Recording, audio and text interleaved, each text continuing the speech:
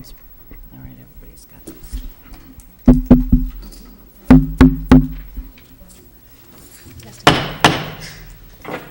Welcome everybody to the Lake Bluff School District 65 Board of Education regular meeting, June 18th, 2013. Christine, can we please have a roll call? Rich Haig. Here. Susan Rader. Ryder, I'm sorry. John Morozen. Present. Mike Berry. Present. Chris Letchinger, present. Julie Gottschall. Present. Leanne Chaldo. Present. All accounted for. All accounted for, quorum. Okay, the first item was a closed session. We've already done that and come out of closed and called to order. And we start with the Pledge of Allegiance. Pledge allegiance to the flag of the United States of America, To the republic for which it stands, one nation, under God, indivisible, with liberty and justice for all. Item 3, public comment. Does anybody want to address the board today? Nobody present, but if anybody has issues they want to bring to the board attention, please don't hesitate to email us. Our emails are all at the on the website, and we can be reached anytime. The first item of business is reports, and that's me, President's report. This is very brief. I recently had the honor of handing out diplomas at the middle school graduation. Got to shake a lot of hands. It was a really wonderful experience. A lot of sweaty palms. The ceremony ran like clockwork. Everything came off without a hitch, and I credit that to Nate Blackmer, the principal at the middle school, and his staff for all their hard work. It was really smooth. He's done a number of them over the years. I was also there because my son was graduating, so it was a particularly proud moment. I also had the fun opportunity to go pick up kids after the graduation at the party they have for them at the tent at the golf course. And when I got there, as I was pulling onto Washington from Green Bay, you could hear the music and feel the music. The strobe lights, the flashing in the sky, and you could see the shadow through the tent of all these kids bouncing up and down. And there was nothing but smiles and sweaty kids. They looked like they were having a ball. You could hear the DJ yelling at them, or not yelling at them, but yelling. With them, yeah. So it looked like a great time. I thought it was a great way for the kids to mark the end of a terrific year and their middle school career. And I just wanted, similarly to speaking of the end of another school year, I wanted to extend a heartfelt thank you to all the teachers and staff at the middle school and elementary school. We appreciate all your hard work and what you do every day. Similarly, parents and students, the kids in the district, without you, we wouldn't be doing what we do, and we appreciate all your work and everything you do. That's it, short and sweet. Oh, then I'm up again. Reports continued. B, the NSSED report. So for those who need a refresher, the NSSED is the North Suburban Special Education District. It's a cooperative of 17 or 18 schools that we are part of that help us in our services to children with special education needs. And I am the board representative to the Board of Governors there. The Board of Governors acts like their Board of Ed, except it's a much larger group of people. There's 17 or 18 people who show up, and so a quorum is a much bigger number. So far, I've been to 2 Board of Governors meetings since I was appointed on May 8th and June 12th. The May 8th meeting, we had no quorum, so it was mostly informational. They had no quorum because most of the districts hadn't appointed their NSSED rep at the time. We move much faster than other people. We're so prepared. So we spent a lot of time going over some background information. The primary topic of the evening was updating them on their annual goals as part of their strategic plan, as well as talking about some capital planning issues, all familiar topics to us. Their annual goals are a little different than ours because it's a very different situation as a cooperative, but their goals they talked on were and I'm not going to get into any detail, but if anybody wants more detail, I'd be glad to go over it with you. The biggest goals are in curriculum instruction and assessment. They talked about creating more meeting times to foster team building and coaching, collaboration and professional development. They are developing cooperative relationships, which this was an interesting one. They are developing relationships in the community to develop relationships between the schools, family, and community groups to bring real-life learning situations to the students in their programs. And they've started a program at a place called Wagner Farms. I think it's in Glenview or one of those, in that area. And they actually have students from there. Do you know where Wagner Farms is? It is. And they actually have students working there, and the horticultural experts working side by side and hand in hand with these kids, and some neat programming going on. They have a communication goal where they want to develop a communication plan. That sounds familiar, right? Where it involves a continuous feedback loop. They have a goal under leadership and support where they're focusing on researching and disseminating special ed best practices and advocacy. Special ed practices back to the districts. They want to be the leader in the field and teach us how to be better at what we do, as well as be our advocates at the state and national level. There are some hot topics in special ed legislation that they advocate on behalf of their districts. They have a goal in human resources where they're going to focus on integrating HR practices with PIRA, which we are all doing, the Performance Evaluation Reform Act, which is a big deal for them as well as any other district. And they have a finance and operations goal. Again, talking about collaborative and transparent relationships with their stakeholders. We spent a lot of time talking about a capital planning issue. They have a list of 10 or 11 projects that they really need to get done, ranging from a leaky roof to vehicle purchases to a boiler burner furnace that doesn't function properly. So we approved, they found about $500,000 money in this year's budget that came from extra tuition. They have a early childhood learning program that's really booming for them down there. There's a lot of move-ins in other districts that is driving up this early childhood program. And so there's about $500 in their budget, $500,000 in their budget that they didn't anticipate, that they really need to address some of these capital issues. So that meeting was all informational. The following meeting, June 12th, we voted to approve that capital spending plan, but it also raised the issue that they don't really have a very long-term look on capital planning, which is also a familiar theme. And they don't have a fund balance policy, which was something that I found interesting. So that's all that came to light, and that will be part of ongoing conversations at the NSSED as well in the future. Mark, can I just add one thing to that? I think the important piece that's a difference between us, NSSED and our school district, and I've made sure that I brought it up at both meetings I've been at, is their fund balance is our money. So when they have a fund balance, that's all the school district's money. And so my feeling as a representative, not only for the superintendent's area, but also from our district, is that we have to watch their fund balance, because if worse comes to worse, they can come back and assess us, but they don't need to hold on to those funds for us while they're making those decisions. And so right now, it's important to know that. They're a long ways away from coming up with that policy, I think, but the numbers they're talking about for a percentage on fund balance policy is only in the 15 to 18% range compared to some of the other numbers we've heard. And then we spent quite a bit of time talking about their budget for the next year. They're about a $45.4 million operation every year. And the biggest pieces of that come from about 7 different components. Their budget represents a 2.9% increase from last year.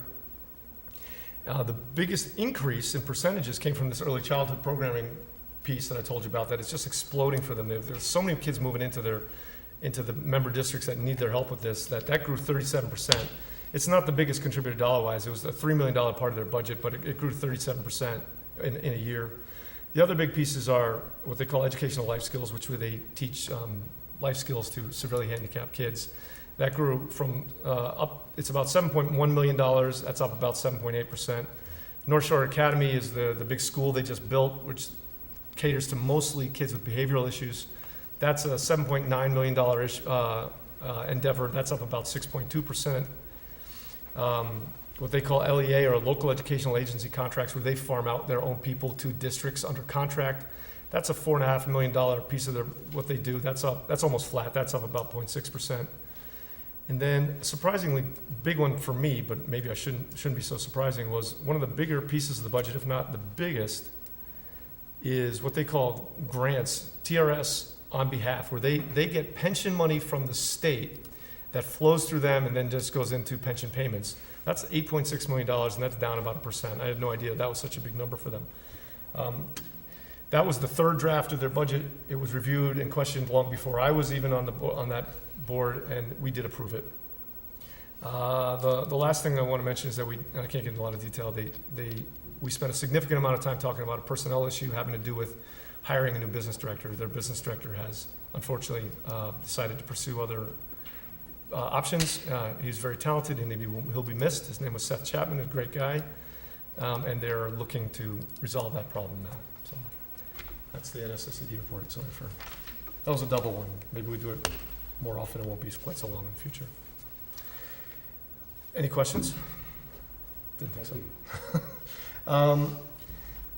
So now we're going to go to action items, and we're going to try to take care of some of these pretty quick. First is personnel recommendations, and let's see, have we all had a chance to review it? But that's Jean's dialogue. You don't want me to read that directly, do you? No, No. No, you wanted to mention. We you do- just have to approve the personnel report. So, as yeah, so we presented. need a motion. We've all received this information in our packets. We need a motion to approve the personnel report as presented. So moved. Do we have a second? Second. Roll call on personnel? Roll call vote? Yeah, it's got to be a Roll roll. call vote, please? Mark Barry, Yes. John Morozin, Yes. Christine Letchinger, yes. Leanne Charlo, Yes. Julie Gotchall, Yes. Richard Haig, Yes. Susan Ryder. Yes. The, Can I just interject one thing? Maybe I missed the chance for discussion. you're right. I'm not sure We- where we- in the. We did miss that. I Okay, apologize. okay, good. But is this the one where we've got the retirement incentive, the 6%? Yes. Okay. And I know that we've seen the policy on that. It says here, it will sunset in June of 2014. Right. Is there an opportunity, I just want to understand exactly what that means, because I'm I can not sure. bring that back for further discussion. What Okay. that means is, between now, actually, Jane will fill you in on that. Thank you. I apologize for missing the discussion part. Just flew through it. First of all, this employee does not qualify for that incentive. She's not had the requisite amount of years in district, Oh, okay, so she does not qualify. okay. Okay.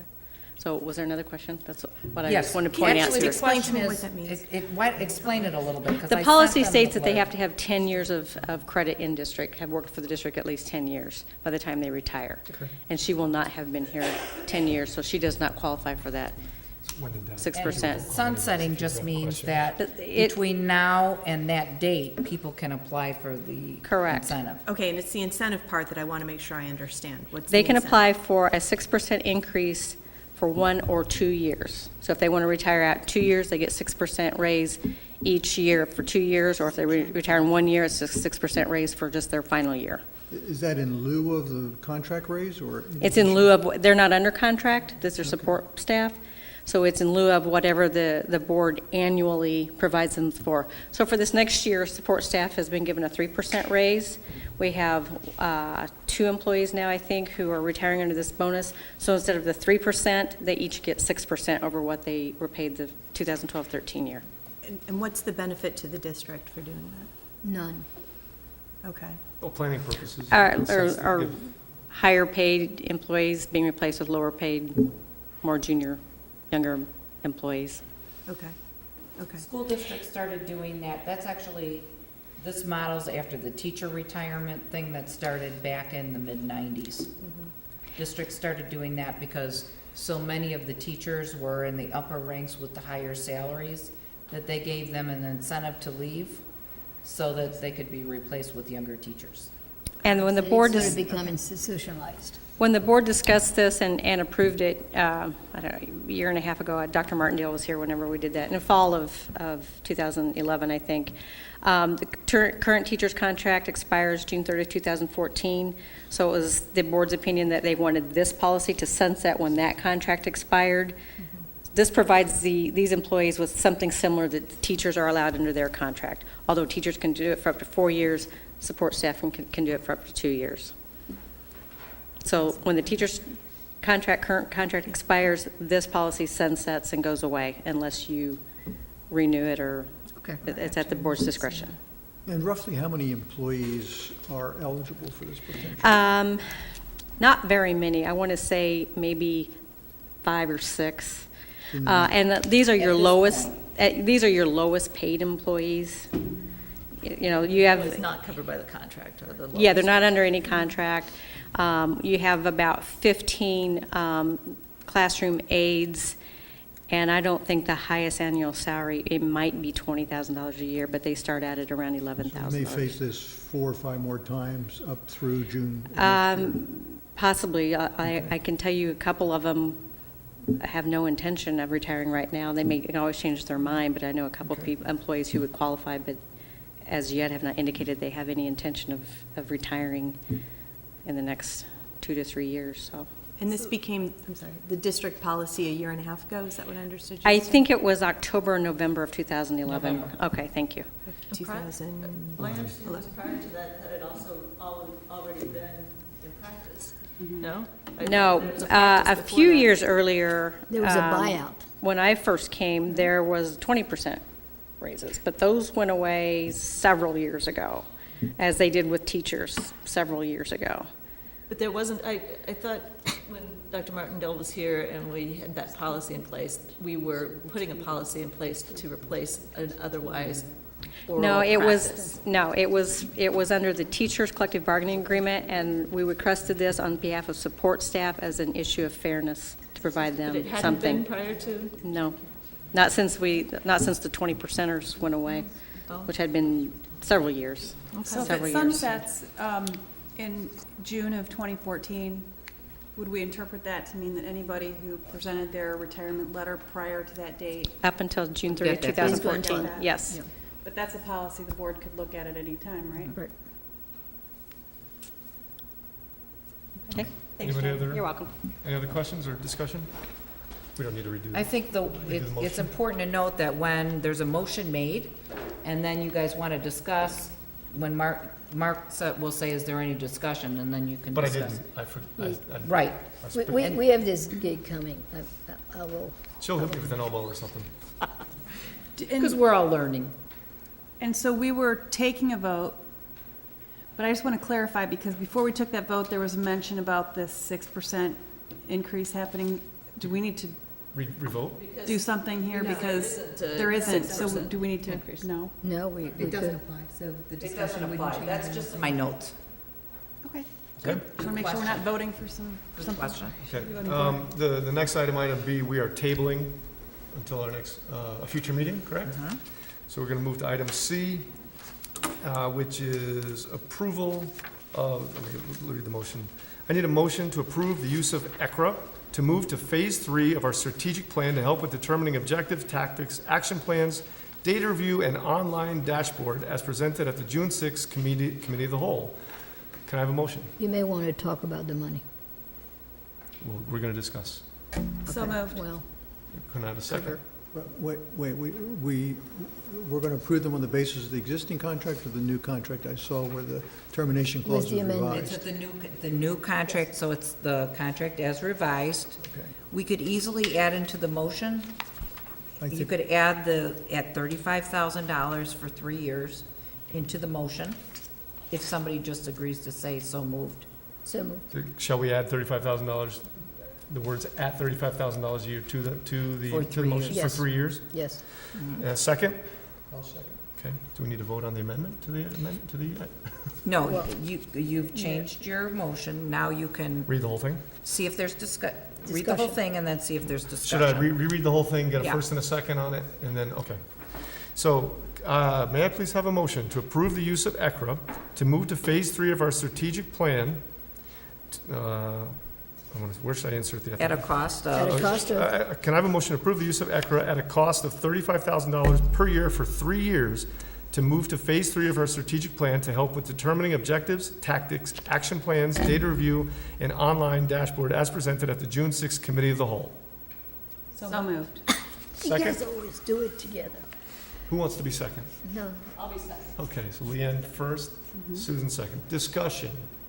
And this would be pursuant to the letter agreement that we have in the packet?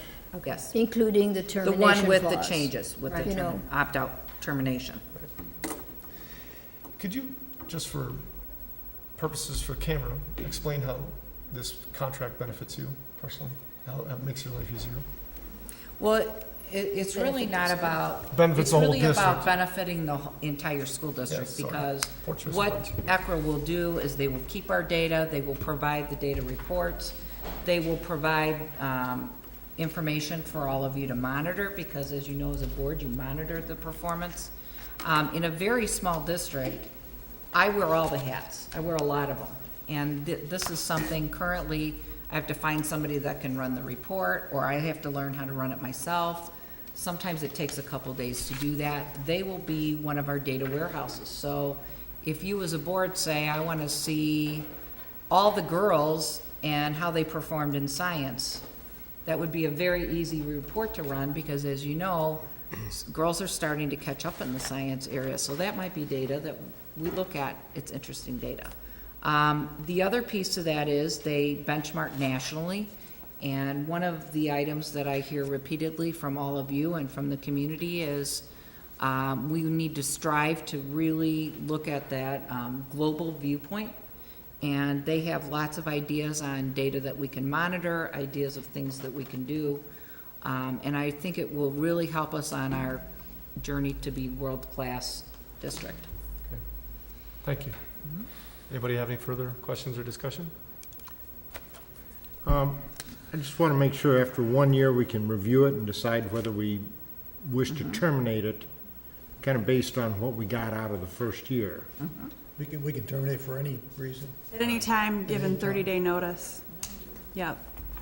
And that, in case anybody's watching, I don't know, just want to mention that we did talk about this in a lot of depth also at the committee of the whole, so it's not like if people feel that If you we're pull up just the glossing previous over tape, voting. pull up the June can look at 6th, was it June 6th that we met?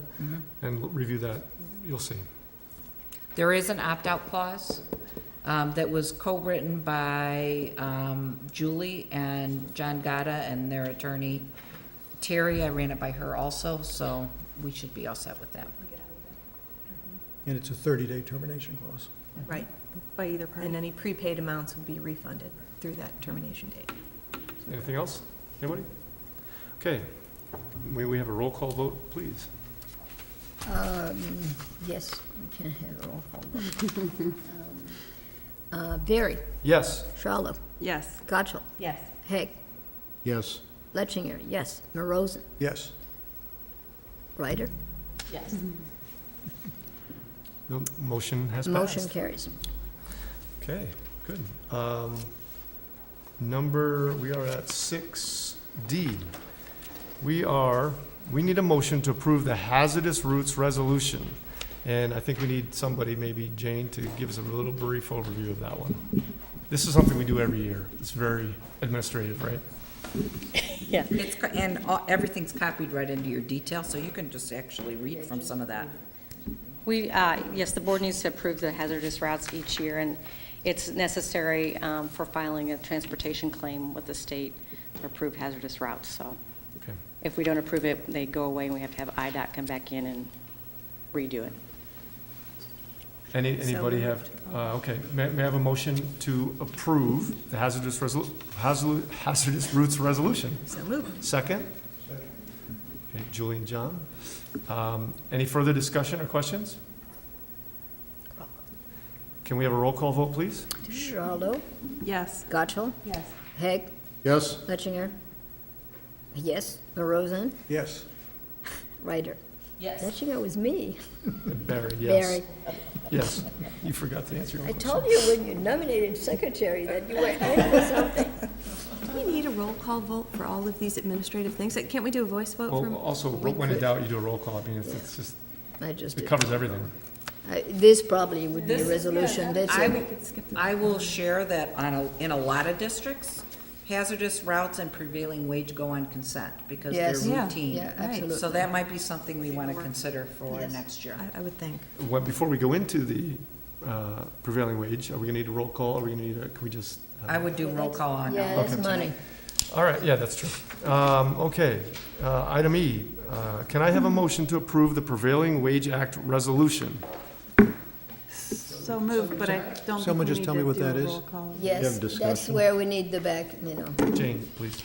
Yes. Do you have First a of all- motion on the floor first? You have to Well, have- we got a second. Somebody second, then we'll do discussion and fill you in. Second. Okay, so who first? Say Leanne and Susan, please. The state of Illinois actually requires you to do this, so you're making a motion to approve it, but you really don't have an option. We then publish this notification in the newspaper saying that you've adopted the resolution for the prevailing wage. And basically what we have to do, any construction work that we have performed, we require those contractors to pay their employees, if they're non-union, the prevailing wage is adopted in Lake County as of June 2013. So this is a standard thing you have to do every single June. You have to approve it, but you don't have any choice. yes. It's Yes. actually federal law, right, if I'm not mistaken? State. Well, I mean, there's also a Welcome federal to school version district. that. Okay. Federal, Davis-Bacon is Yeah. federal, but Okay, So there is no recourse. There's no recourse. got to pay prevailing wage. Call your state Just- senator. Yeah. Like we said, there's no recourse. Okay, can I? Christine, could you call a roll call vote? Yes, jeez. Gottrell. Yes. Haig. Yes. Letchinger. Yes. Morosen. Yes. Ryder. yes. Barry. Yes. Charlotte. Yeah. Painfully, yes. Okay. Item F, may I have a motion to approve the increase of .5 FTE to our current .5 ELL teacher to make the position full-time due to increasing second language student needs? May I have a motion? So moved. A second. Second. So Leanne and Christine, first and second. Do we have a discussion? We have a discussion. Who's got questions? I've got a quick comment. I also want to share as a reminder, based upon the discussion, we will review kindergarten numbers for the possibility of adding another section on July 23rd. So I just wanted to remind everybody of that per our discussion. And like Leanne said before on that other issue, if people want to review the conversation, it is on the Well, tape from you- the previous meeting as well. Perhaps for the sake of background, so people don't have to go review the stuff, we can explain that the reason for the move is that there is a substantial increase in the number of Kindergarten students. kindergarten students that are not very. Not English speaker, primary English Not speakers. primarily English speakers. And so in order to support them, we need to do this. Okay, any further discussion? Has there Questions? been any change since last meeting? No, I don't believe so, because our registrar is out. So they're not capable of registering, but I don't think, she usually sends me an update, We haven't had anybody come into the district office to register last couple days. so no. Anybody else? Roll call vote, please, Christine? Haig, Yes. Letchinger, yes. Morosen, Yes. Ryder, Yes. Barry, Yes, Charlo, Yes. Gottrell. Yes. the motion passes. Item G, consent agenda. Every month, the board can choose to place items that are either reoccurring, such as the approval of previous minutes, annual responsibilities such as the appointment of a school treasurer for the next year, or items of a regulatory nature that must by law be approved by the board. These items can be combined into one motion and passed together as part of a consent agenda. The board regularly screens its consent agenda each month and removes motions from it that, in the board's judgment, might otherwise require discussion or public comment. Can I have a motion to approve the following items on the consent agenda? Item 1, regular meeting minutes, May 28, 2013. 2, closed session meeting minutes, May 28, 2013. Closed session minutes A, May 28, 2013. 3, closed session meeting minutes B, May 28, 2013. 4, special meeting minutes, June 4th, 2013. 5, special meeting minutes, June 6, 2013. 6, destruction of closed session tapes for December 13, 2011. P-card report, bills 8, bills payable, 9, treasury report, 10, activity reports. May I please have a motion? So moved. Second. So Leanne and Christine. Any discussion, questions, comments? I have a question, just about, I wonder about pulling out the financial records and doing that as a separate consent agenda, just because I think it facilitates discussion on the financial reports and the payments and expenditures in a way that it might be inhibited by having it as part of a very long consent agenda. I don't have any particular questions. There were a few things that jumped out at me, but nothing I'll raise now. But I just think it'd be fruitful. I was wondering if that had been explored or what other people's thoughts were on You doing need it two that way. consent agendas to group things into just one? Oh, you can just do one? You'd have to put it on for discussion So item. each separate, Anytime you want to, though, you can just ask You for can it to pull be it. pulled out. and then we'll vote to on talk everything about a else, and we'll thing. talk about what you want to talk about. As a rule, I'm uncomfortable with having finance stuff under consent agenda. I think that perhaps we need to have like a finance report, and under that finance agenda report, there'd be like bills, treasury reports, et cetera, et cetera. We had a If we could do that. hour and a half discussion this morning, Jane, Jean, myself, Mark, with regard to formatting the financial information in a way that is more focused, let's say. And Jane's already come up with a few suggestions, and I think that would help us perhaps identify more readily where we really need to put our time, rather than looking over 600 account line items or whatever. Can I ask a question for clarification? The financial reports, just for clarification, and the bills, we're talking two separate Right. things. Are we talking about everything separately, or are the bills in particular something you want Which to pull ones out do you guys separately? would like to see pulled out in the future? Or I'd any or like all? everything financial to be pulled out. So, Until we get used to it, let's pull out everything, So and then, P-card, and bills then we payable, can treasury, and probably activity? discuss this further. okay, but for today, do we need to pull anything out? Does anybody want No, to I talk about think anything we're particular okay for for today? today. So can we vote, can we have a roll call vote We, to we have approve? a first and a second? We do? You were the second, I think. Think so. Yes, you were. But maybe, can I say one other thing? Perhaps before the July 23rd meeting, we could have some alternatives to looking at these financial reports to share with the remainder of the board, you know, as opposed to what we've been seeing the last couple months. Yeah, yes. Okay. I won't do every single line item. I think that is a bit overwhelming, so different boards like different things. So I'll have it in a more concise, I think, user-friendly format. What I'd like to see is budget actual, last year, budget actual, difference, percentage. And that's, except for last year, that's what you have, but I don't think it is really Well, we very don't easy have to read in that year-to-date. format. Yeah, I didn't get, Yeah, we don't have. Jane's already started doing Right. this, and she's gonna come up with something great, guaranteed. No pressure. Can we get a roll call vote, please? Letchinger, yes. Morosen, Yes. Barry, Yes. Charlo, Yes. Gottschall, Yes. Heg, Yes. consent Motion. agenda carries. Ryder, yes. I'm sorry. Or Reader. Ryder, Reader. Motion passes. Okay, so that's all our action items for the night. Reader, writer. Now we're gonna move on to item 7, which is discussion.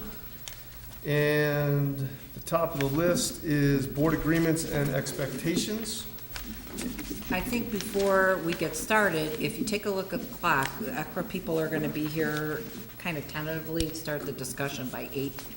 So, Mark and I had, when we met, decided we can probably get through meeting preparation agreements and superintendent expectations, and then the board working calendar. Policy, I need to spend probably about 10 minutes on with you tonight.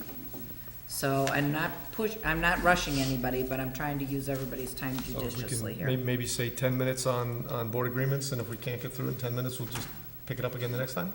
Possibly. Does that sound reasonable? So if you take a look at meeting preparation agreements, we'll start with that. And what I'm gonna do with these, because it's important that we discuss them and we hear from you, and then I'm gonna summarize them, because as you can see, some of the things are duplicated in the first half, and then I cut and pasted all the board superintendent communications into the second half. So I'm gonna summarize after we've had Yeah, the. this needs a little trimming as far as I'm concerned. And we're gonna make it very concise. Okay. So, board meetings will come to the meeting prepared to discuss items. I think we can all agree on that. Notify the superintendent about positive and negative comments received from the community, either about the district or specific agenda items. It helps us prepare. We've kind of talked about that.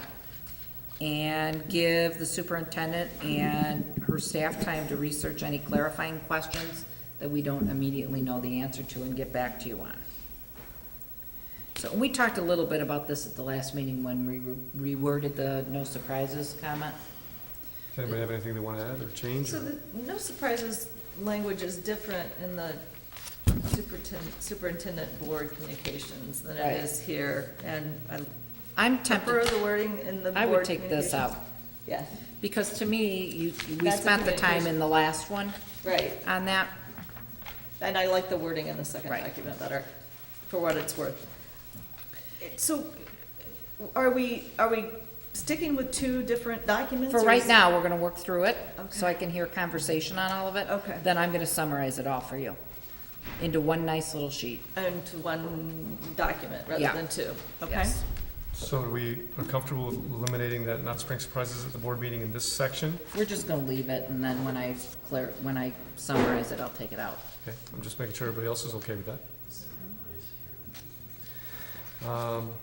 Any other comments on that, items 1, 2, or 3 under meeting preparation agreements? And then how about during the meeting? Do we go on to that? No, we're gonna go, then flip to the back Oh, where we're the gonna go to your superintendent section? Okay. expects. Superintendent expects, and that's your show. Superintendent expects, first of all, we'll start with something easy. I copied the same, the no surprises one onto the superintendent one too, because those are the same. So that's an easy one.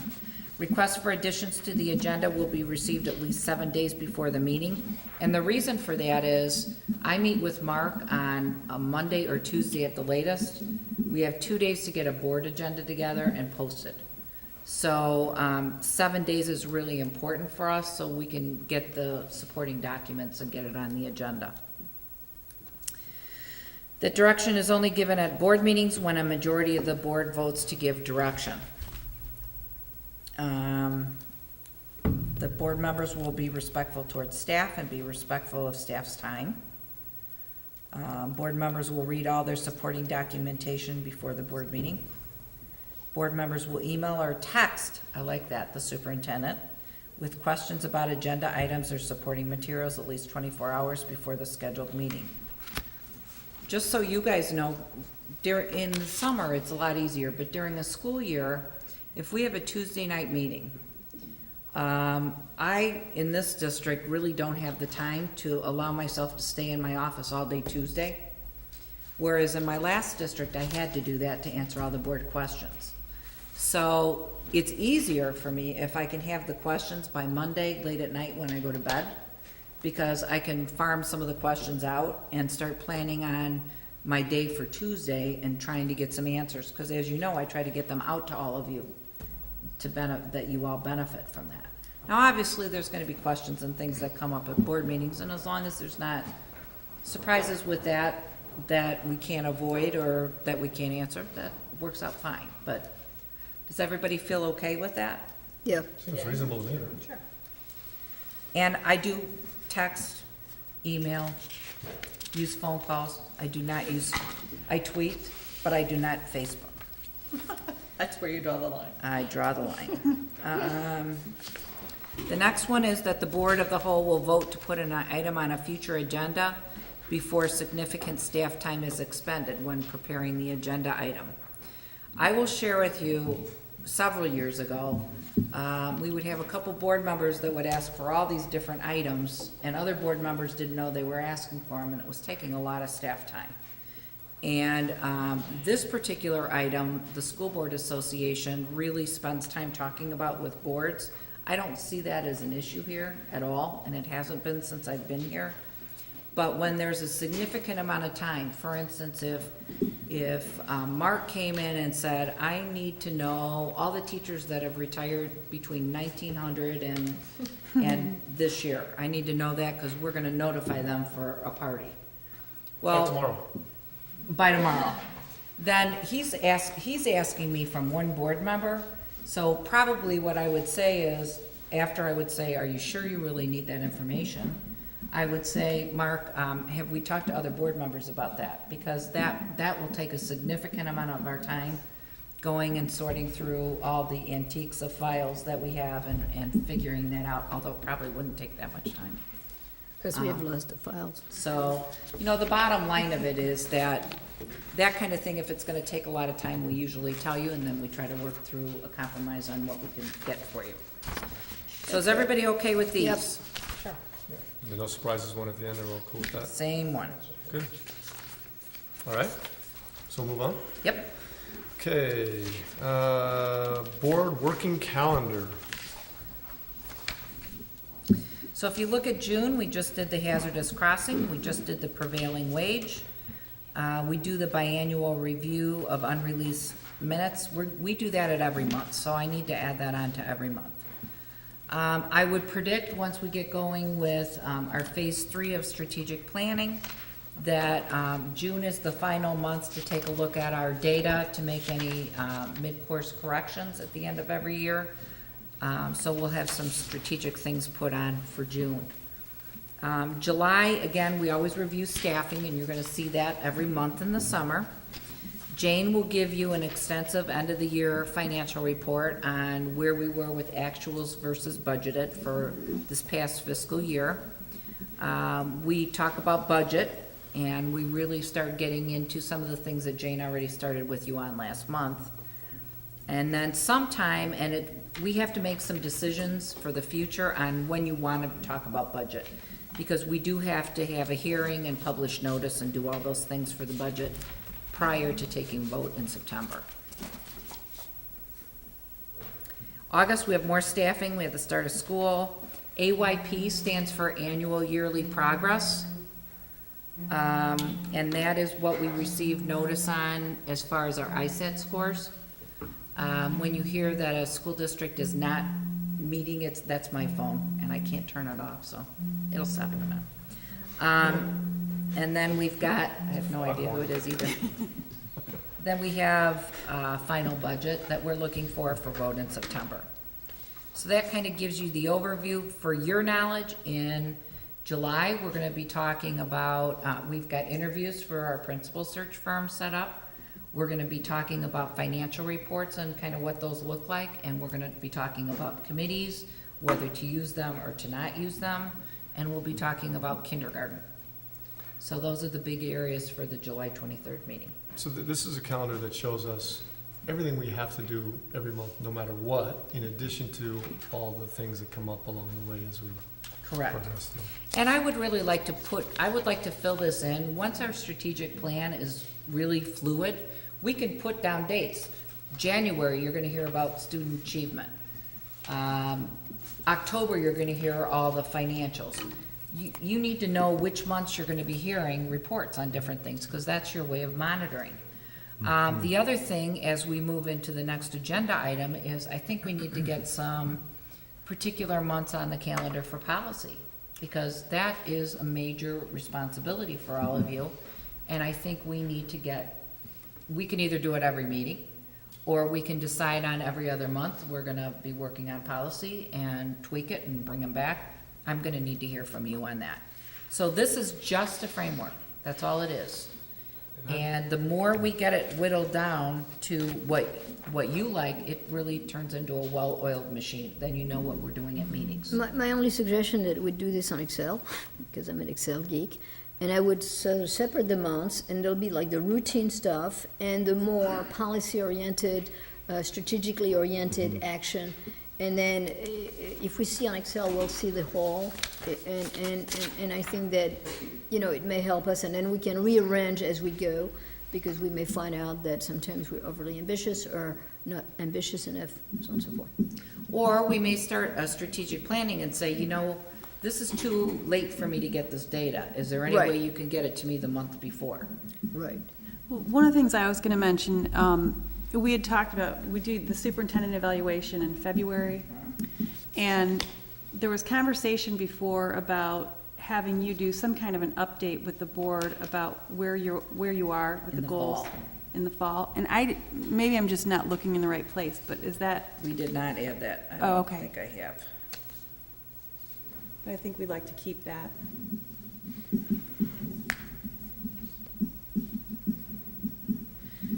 Any other questions?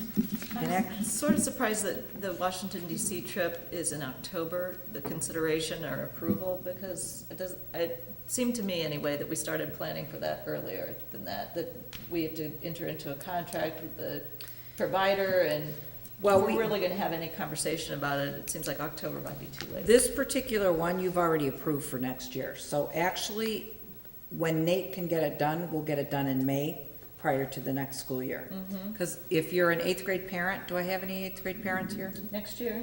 You should have received a Washington DC constant contact on the trip already. So those are things that I could start moving around now. Because Nate said it's absolutely possible to get that trip done and put on the calendar for May.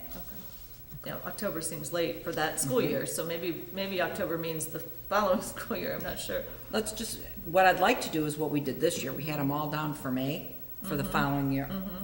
I'm still getting staff used to the fact that our board policy says when you go out of the state or you go on an overnight, the board has to approve those trips. So that was something that had been done in the past and then stopped, and now we're revisiting that.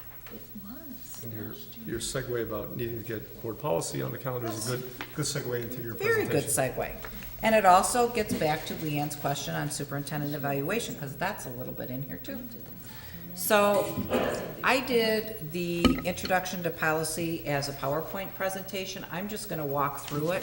For those of you that are in the audience, there may or may not be discussion, but I think that it's important for the new board members to really see what policy can look like, and we can make some decisions on what we're gonna do with it. You are responsible, you do two main things according to school code. You develop policy and enforce policy, and you hire a superintendent. So the superintendent part is done. I have 2 packets of policy I need to get through on top of policies that we need to bring back that the old board was working on. I did a lot in here about, really, this is such an important responsibility for you as board members, because it sets the rules and the tone and procedures that the district follows. What is school board policy? We have a policy manual, and this is another item I wanted to run by you. We have a policy manual that's paper. And then we have a policy manual that's online. Now, some people like to have policy manuals paper at home, but I will share with you that adds a lot of administrative responsibility, because every time we change a policy, we'd have to get you the new policies for your board, your policy updates. Just leave it online. If everybody can get to it online, that's perfect. It articulates the community's expectations for the school district. For instance, one of the items we spent some time on last year that we need to finish up is, what's our building use fee for different community groups? So that's a good example of how we can articulate the community's expectations for the school district. It authorizes the superintendent and staff to pursue those expectations. It describes the authority of the superintendent and staff. It provides information and guidance for students, parents, and community. For instance, I've had many parents say to me, "No, my child, Johnny, made a bad choice, and I really need to look at your discipline policy." 7.190, as board members, you need to know that policy. That is our student discipline policy. It's something we definitely have to hit on this year. By board policy, we're supposed to have a parent committee that meets at least once a year to review our student discipline for the year. So there's a lot of things contained in that that is very important to you as a board. Our policy ensures legal compliance, and it establishes school board processes. So, if you look at the next page, and all I did was cut and paste this.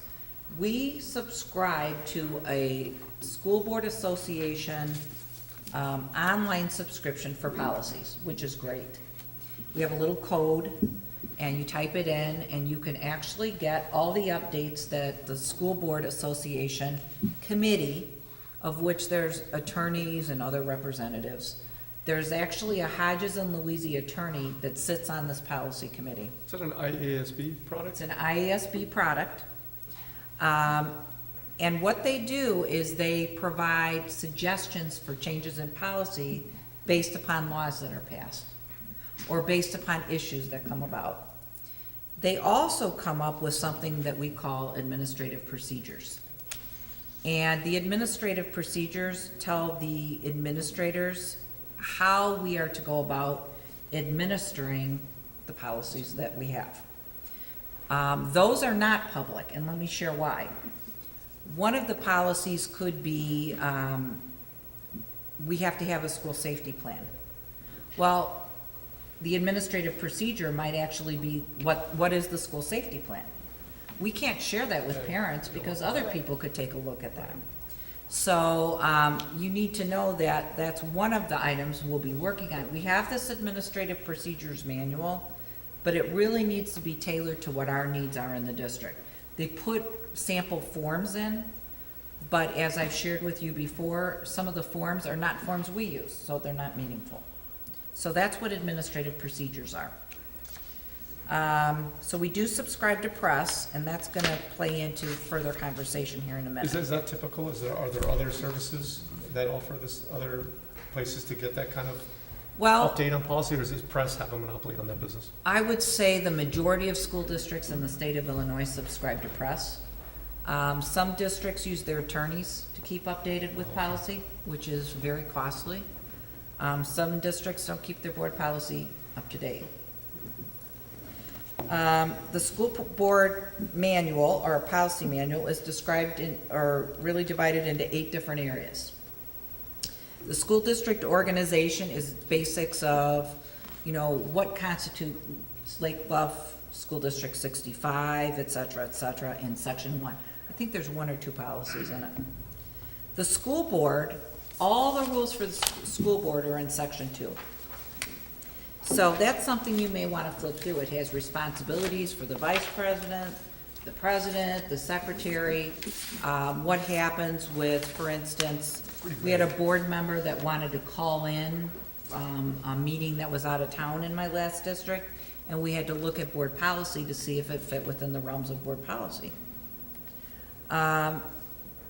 Section 3 is general school administration, and that is things like the role of the principal, the role of the superintendent, a succession plan for when I get in my car and drive off to the West Coast looking for daisies never to be found again. What's the succession plan for that? And that's an important board decision to talk through. Section 4 is big. Operational services is all of the finance and business. Section 5 is personnel.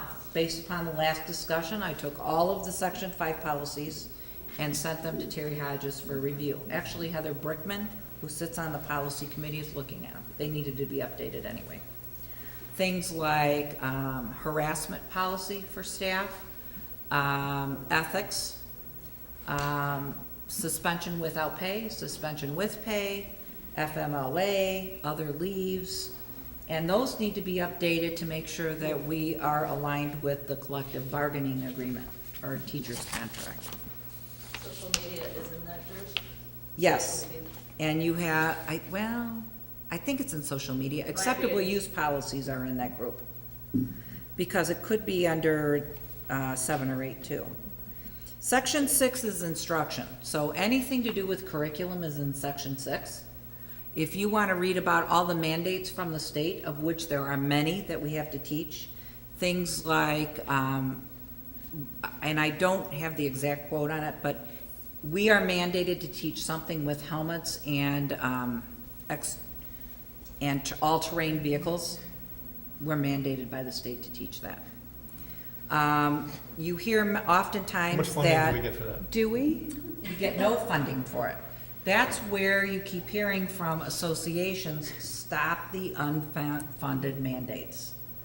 If you read through, you'll be surprised. For instance, as I'm working on the calendar for next year, Constitution Day is in September. Now, I just, by a little hand, how many of us ever celebrated Constitution Day in our classrooms? Did any of you? Because I know I didn't. Now we have to honor that. we have to keep our curriculum for what's taught on that day. And when we're audited from the regional office, we have to show that this is our curriculum that we taught that day. Now, one thing like that doesn't mean a lot, but when you add them all together, it is horrendous. Well, what would happen if we just, let's say, didn't talk about ATVs next year? Well, I will tell you, that actually came up in my state committee last week also, and according to the state superintendent, if you are listed as not, as being deficient in certain areas, which impacts your recognition, if you guys remember as board members, you vote or you accept the recognition of schools certificate, and if you're not a recognized school in the state of Illinois, there's a lot of things that can happen. Your funding is impacted, along with the fact that your kids don't legally go on to the high school because they don't legally, they're not recognized as a school district. So it gets back to what I told Richard, you have to do it and you have no choice in many cases. So we're teaching ATV helmet safety is what. And I will share with you, it's interesting reading. Section 6, you might, it really is interesting reading on all the things we have to teach. Section 7 is about students, student discipline, harassment policy, bullying, lots of overlap in all those. And then Section 8 is the school community relations. Big in some districts in this one, even in middle schools, is spectator behavior at sporting events. Who can use our building after hours? I'm trying to think of some other ones. Use of, maybe student pictures and names. So this is how you govern the district, is in these 8 sections. And what I normally recommend, and I have not done it for administrators, but I'm going to next year, is we're gonna do short assignments. Read section 1, tell me what you think. That literally will take you 5 minutes to do. But we need to start looking at some policies, because I will guarantee you, things will come up and say, well, I never knew we were supposed to do that. And it's important as board members, you know what's in board policy. How many individual policies do you think is in our menu? That I can't answer. Is it hundreds? Probably, yeah. And we have more. I have 2 packets. We talked about administrative procedures, so I'm gonna skip that one. So let me talk to you a little bit about my process. And I've been doing policy development and work since about 2004, because it was my job also in Palatine, is that we get the press update and they recommend changes. All the high school changes are really easy because we throw them out because we're not a high school district. Then we look and say, oh, is this a substantial change? Not really, we don't really need that one. Wow, now they're mandating that all kids, and they're not doing this, but let's say now they're mandated all kids have to wear helmets if you're biking to school. That's a significant policy. We better bring that to the board for discussion. So I usually prepare a packet of policies, and I've done it myself. I've done it with policy committees. I've done it, and policy committees in Palatine consisted of board members and administrators. My policy committee in Westchester was board members, and it can just be a board member or 2 that wants to help out with that. So there's all kinds of different options. But we kind of put these policies together, and these are the policies we need to bring for discussion. And we bring them to you for first reading. And we say, what do you think? And you might come up with some tweaks, wordsmithing, or you might say, wow, we need to spend time on this. Now, it's my understanding before I got here that this board spent a lot of time on the social media policy, and Terry Hodges said it really is a great role model policy on social media. It took a lot of time. You spent a lot of time, and it was well worth it, and it might be something good to go back and revisit. Then it goes back again. Some policies I run in front of attorney. Any policy dealing with personnel, I always run by Terry. Any policy that I know will be, have legal implications, I run by Terry. Otherwise, if it's a very basic one, I just bring it to the board. We go back, make changes, or come back for more discussion. When it goes for second reading, you have more discussion, and then you vote on it, and it becomes board policy. The policy's then changed online, and we move forward and talk about other board policies. Press subscription comes out around 4 times a year, so you can kind of keep that in mind. I have the October press policy and the March press of several policies in each of those that we still need to go through. Other thoughts, some of these policies are linked. Some policies are run by legal, as I've shared. And then if it has an impact on the union, I share it with them. For instance, one of my to-do lists this summer is acceptable use policy. That has a direct impact on staff. So before I bring it to you, I run it by the union president and say, I don't ask for feedback, I just say, by the way, this is something we're gonna be working on.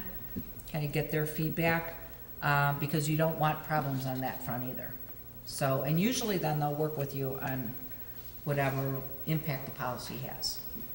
So with that in mind, if I can flip my page, we need to get started on this, because now our new board members are acclimated a little bit. We'll continue to orient. I wanted to see if there's any volunteers to help me. If there's more than 2, then it might be committee, and we'll talk about committees at the next board meeting. If it's only 1 or 2, this may be just something somebody wants to help me with.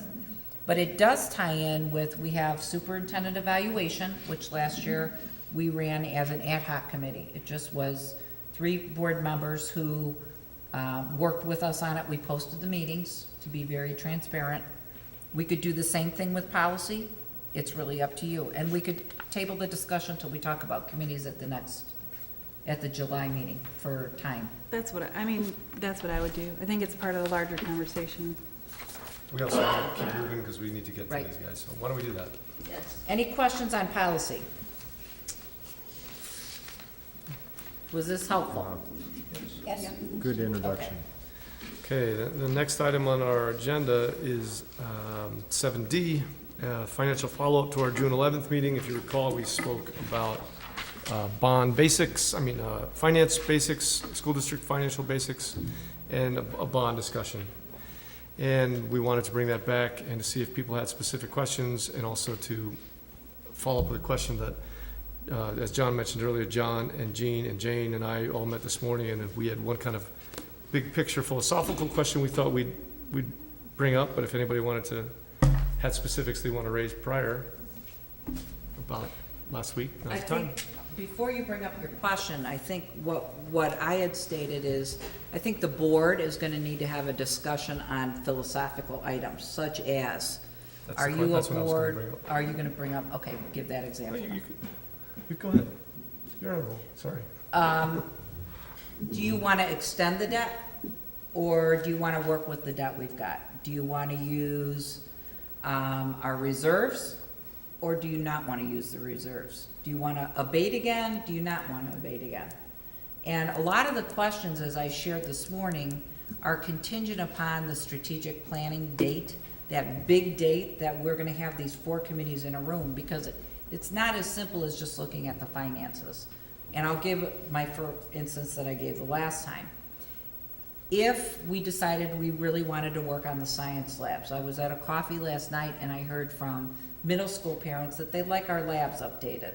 So let's just pretend that we want to work on science standards and curriculum and we want to update our science labs. That is a discussion that's not only going to be occurring in the teaching and learning, but then it has a direct impact on the finance discussions. So we kind of have to have that basis, and I'm sensing from all of you, there's an urgency to make some decisions on the bonds so that we can capture lower interest rates. So we really have to look at our programming, the programming that impacts our facilities, and then the finances to make further decisions, if that makes sense. So I think it's philosophical, and you really need to talk through those philosophical issues. And I think it needs to be a really good board discussion so we can come up with alternatives that are meaty, that are best use of your time. If that makes sense. Did I say, summarize? I think that the biggest, at least my take from our discussion this morning is probably the biggest kind of overarching philosophical question has to do with refinancing bond debt and our feeling about extending that debt to future generations. And is it the right thing to do to ask new users of the schools who move in 5, 10, 20 years to pay their fair share? Or is it more appropriate to collapse the debt and have it paid in earlier generations? And that's kind of a very big picture. Did I say that well You enough? said it well, and of course, the implication is that, is the debt, the amount of debt tax payment we have each year. If we, as we noticed last week, if we keep the schedule as it is, we're gonna face some increasing debt payments in the near future, depending on how it's structured.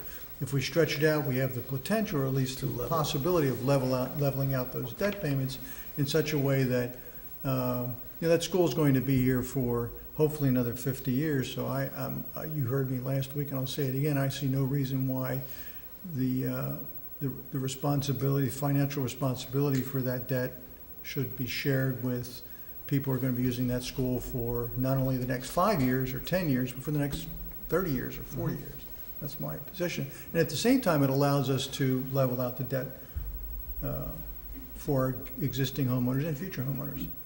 Now, the other thing, it gets complicated because and we talked about some options this morning, and it's a function of if we want to abate in order to reach the callable date for these bonds, how much we want to abate, and how we're going to abate.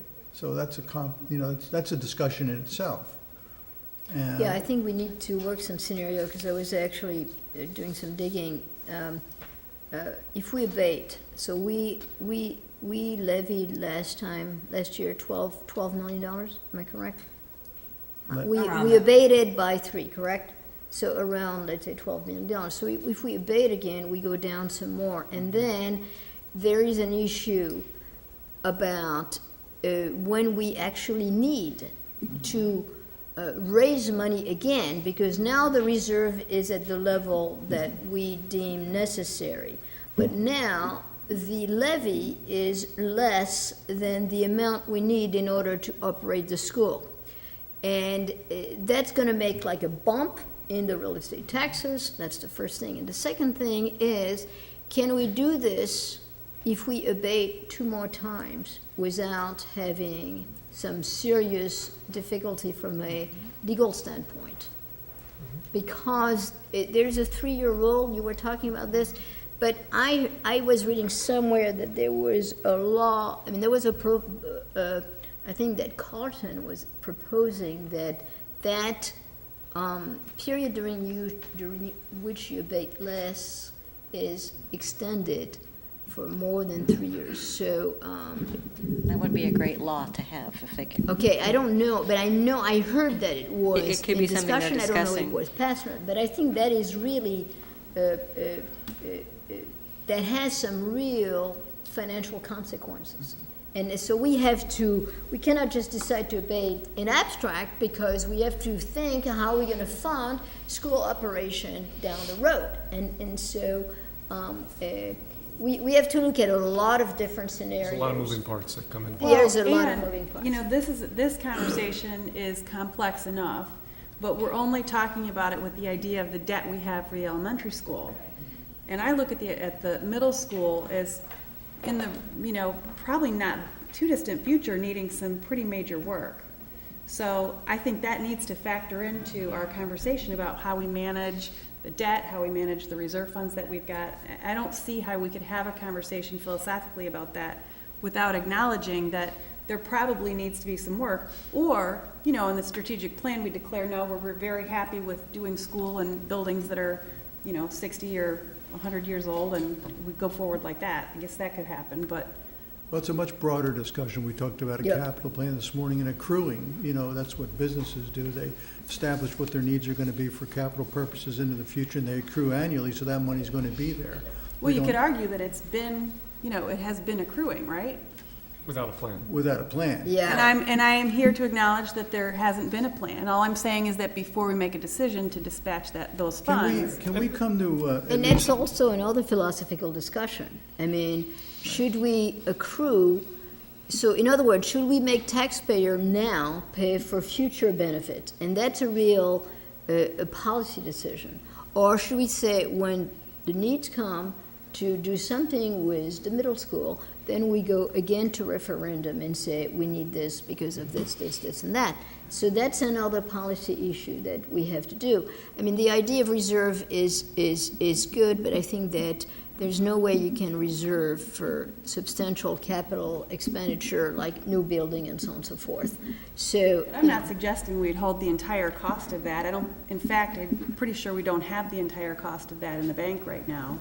So, it may be a combination of all these things, but I'm just saying, I think, you can't even have a philosophical conversation about it until you finalize a discussion about where you want to land with that building. Given all of this stuff, and given the fact that we're not going to see interest rates going any lower in the next 6 months to a year, what's the process that we need to undertake to resolve these issues we put on the table in a timely fashion? Right. The difficulty here is that interest rates are not giving us the time that we had hoped for, right?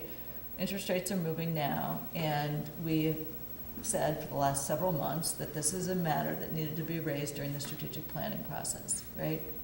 It hasn't because we haven't been known about this issue. It's because it is properly part of a strategic planning process where we discuss reserves, where we discuss financial planning more generally. So we're caught. I think in an ideal world, we would be doing this as part of the strategic planning process. I'm afraid, though, that we may not be able to do it that way because of the movement of the interest rates. What would happen, though, if we had an early August, all day, get the four groups in the room? Absolutely, and hammer it really out. hash this out, so you at least have the framework for the Yep. discussion? That's what I would Gina do. can talk about that a little bit later. She had posed that for really starting to get And at the that point in framework time, for we some of the have, decisions. we have some sort of framework, and we can ask the financial advisor to start watching the market. And you can give authorization to Well- pull the plug if rate of interest is. And even a step further with all that, right after the strategic plan, you take that framework and say, okay, now we have to have the philosophical questions. Now you as a board have to talk about, are you extending, are you abating, are you doing all these things? So that Liz can put together some scenarios for you guys that are based on your philosophies as a board. We already have some general sense of what's going to happen from what you Right. presented last week. I mean, we know what's going to happen if we do nothing. We know what potentially will happen if we extend the length of the debt. Right. So, I mean, we just have, I think as a board, we have to come to some consensus about what's acceptable to us as a unit. Right. And I'm in agreement with sitting down and nailing this in a one-day session, because otherwise we drag it out forever and we never get Yeah. anything done. Yeah. And then we can go off and start working on our objectives. Well, and I have a question about it. So what I keep raising is the issue of the middle school, because I see that building is aging. There's some things that look to me fairly obvious as things that are going to need to be dealt with. My question is, do we have to wait until some date? I mean, we know that building somehow has to be evaluated. There has to be some Right. information gathered about what needs to happen or what the options are. Couldn't that start now as opposed to waiting for a committee to get together and decide, Right. hey, guess what? We need to have a plan. And I do, but Because see. that would help it move a little faster. I agree. And, Yeah, and I think that- agree, yes. and you need that, and I think that the big issue with that is when we have the strategic planning, which will be literally the very beginning of August, my guess would be that a facilities study will need to occur after that. You as And a- what I'm saying is, what's stopping us from saying, hey, we can forecast there's gonna be a facility study requested, let's get it started now? Well, here's what I will tell you is keeping some of it, and I'm just gonna lay it on the line. Culture of candor. Who's gonna do it? Is it gonna be our existing architect? Do you wanna look at new architects? I know that there's been discussion amongst all of you. Are we gonna get an outside firm? Are you gonna get someone with blonde hair or brown hair? I mean, I just need to know who's gonna do it, because I Yeah, or think no hair, to be fair. But I mean, that to me doesn't seem like a very long conversation, and I understand it needs to be had, and there are a lot of other business pieces to do, and summer, it's hard, but I can put it on the it July probably, agenda. in reality, it may not be a very long discussion, because they're probably, even if we're looking at several architects, or two or three, or however we do it, it's not like we're, Well, is it just to get an assessment of where we are right now with that building? Is that the main purpose? Facility Yeah, the whole, study. if you're gonna start it, you do the whole thing. But yeah, we should go ahead and get it started rather than waiting for this committee to meet. I mean, our firms who do that, Neil brought us a package this morning of a firm out of Milwaukee that does that. You have comfort level with the existing. Our current architect would There do are it. people who can do that. Other Depends on architects what can we're do willing it. to pay and how we want to go with it. I've got actually, we have a sample of what the firm in Milwaukee did for another school district, correct? And I have it in my possession now, I'll be glad to And share Mark, it. what I gave you today is from BLDD. BLPD, yeah. So there's no reason why we can't get started. I agree with you. I'd like to get started on that as well. Are we starting from ground zero on this? Is there anything in existence now on a facility is a- study? What I emailed you guys last week. That was pretty lean. Yeah, it's really. Yeah. That was Zero. okay. Yeah, 2007. basically nothing. There was a committee formed in 2009, maybe it was. I know that Joe Rosa was on it and Dave Forlow and a few other people. It's a facility study. I think is that what you're talking about? The Facilities Action Team from 2009, I Yeah, you were on it as well. yeah, and David Forlow was on that, and it was a very cursory kind of. Right, but it's a good starting point. It was I a mean, good starting someone- point. Yes, someone did look at it. A group of citizens looked at it back in 2009. Any consultant's going to come in, though, with their own criteria Sure. for what they're going to look at. And I'm just suggesting, let's get it going. If we need to interview 3 architects, or however you're advising us to pick that, let's go. And then the committee can take up the work, I agree. the rest of their job. May I offer that if the board is comfortable, BLDD already knows our facilities. They can do this for less than $10,000. They have a great new program. It does a very objective facilities study that is very extensive, and they can hit the ground running if there's a comfort level with the board. If not, then we would proceed with Well, a it seems different like we would firm. probably interview, I mean, I have talked with someone from BLDD about how they do it, and I thought it was kind of a neat, they can look at the building and they can give you some options, and they can, real time, sitting in front of a group, say, okay, this is what your building's gonna cost you if you replace this part, or if you don't. And then you can change a factor and say, well, what if we do this part but not that part? And they can sit there and work with you to kind of give you a picture of what can be done. We need to give Gene some guidance then, don't we? Like, do we want to talk to a few different people or go with somebody we know? And when are we gonna do it? Because I I think we could- need to talk, I would like to talk to a couple different people, a few, and as soon as possible. okay. And you feel Does that, anybody else feel? No, I agree. do we have some ballpark idea of what the cost is gonna be? Well, I know BLDD can do it for less than 10.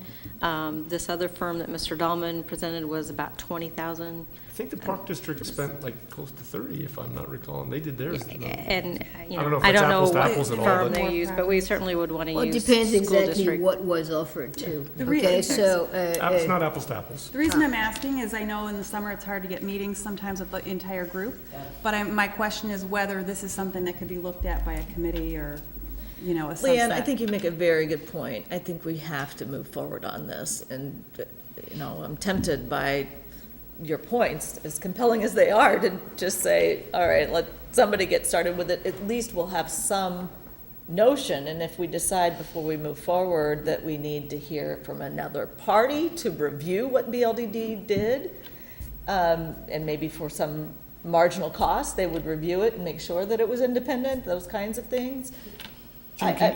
I'm tempted to move forward that quickly, but Jean shared, because we had the same conversation this morning, and Jean said in her experience, how long did you say that you've seen these things? How fast have you seen them turn around before?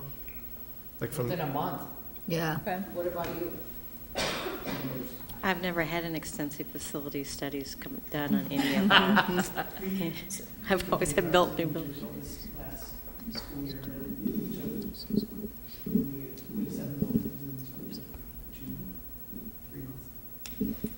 And did that include giving you some sense of what the options were, of what could be done? Like, here's what it's gonna cost you to run this building as a remodeled X, Y, or Z. Here's what it's gonna cost you to replace that building. Did they give you that kind of That's information? correct. Okay. They gave us several different scenarios.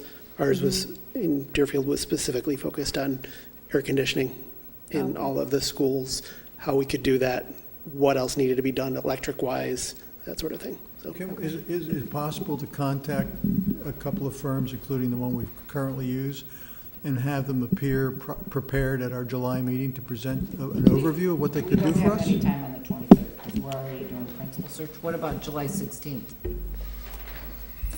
Who can come July Are these 16th? firms and these reports forward-looking? So, I mean, not Yes. assuming that we're going to do something now, but telling us you get 20 more years out of this building, and then, you know, you can do this. You get or- 5 if you do this, you get 10 if you do that, or. Let's check our calendars. Whatever. for- July 16th. Who July- can come July 16th? In I the can evening, go. I'm good. Can. I'm good. Yeah, I can. So Leanne, Yeah, I should be there. can do it. should be there. I, tentative, yeah. okay. No, actually. What about down on this end? I'm looking, Tentative. I'm looking. I think we should, I mean, does the group feel that that's enough of us that we could go ahead with interviewing people to do the work? Absolutely. Yeah. This would be, So- frankly, something I think would be done by committee. I mean, if people would volunteer for committee work. Well, if we get enough people Again, involved, we gotta post it anyways, it has to be. July 16th It's not the at, posting, it's actually, the committee is actually a way around the scheduling issue. So at least the committee at a certain level sort of work out those things and presents it to the rest of the board. And I think that we trust each other enough to go with the recommendation of the committee. I mean, we may ask some more questions, but, you know, I think that would be one way to get it, because there's so many initiatives. My concern is that there's this, there's the finance piece, there's the policy piece, and so on and so forth. And pretty soon, we're gonna be here all the time. So, not that I don't love to be here all the time. Board, you expect now that coming in? understand it. You should No, have I expected served that. 8 years as village president, so this is actually I know. a lot less time consuming, but nonetheless, you know, I'd like to sometimes do something else on Tuesday night. So, I think that we have to, Committee work. you know. all right, can we say, can we Yes. July Can we say 16th. 6:15? Sure. If we do it on the 16th, does there still have to be a board vote on a contract, or can you go once that committee says, okay, go with The these board, guys? According to school code, has to interview architects and then take a vote. That's if we're So the hiring them as board- an there has to architect of be- record. If we're just gonna hire them for, I checked on this today, if we're just gonna hire them for one time only for this particular Then we don't thing, need that. then we interview whatever, who they're comfortable with, they can direct us, and, I mean, it sounds you like and we're gonna I have a So we can quorum go. anyway. Yeah, we so- can go. We can make the call. They I'm won't be our wondering if we- architect of record. Maybe even simplify this one step further, because again, it is just an informative study. It's not to actually redo the school now. It's just to give us some sense of what the cost may be, what the timing may be, so that we can do the bonds. So it's sort of an attenuated inquiry. I mean, if you have someone you trust who knows the buildings, I'd say, let's go with them. Why do we need to talk to 3 different firms for a $10,000 project that's just informative? It's not to actually get the work done.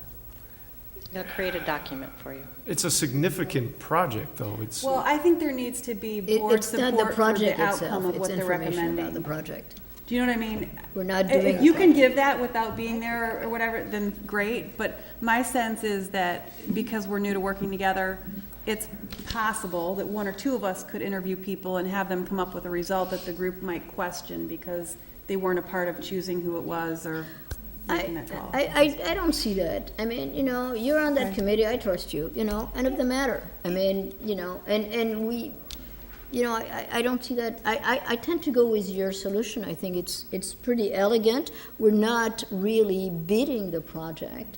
We need to have a sense financially of what is going to be the hit and how is that going to have an impact on the reserve that we have And or when. the bond. And, you know, the other interesting thing is, can we extend the bond and roll over some stuff in there? I mean, you know, there's all sorts of scenario. I wouldn't So- minimize the facilities planning portion right now, because if we're gonna do it, this is gonna become part of our ongoing living, breathing, facilities, strategic plan that we are referring to and updating every year, and Gene and Jane will use this So to they're gonna stay on say top you of all. need- So if we're gonna do it, we might as well do the whole thing right from the very beginning. Well, but they're gonna say you need a new lab.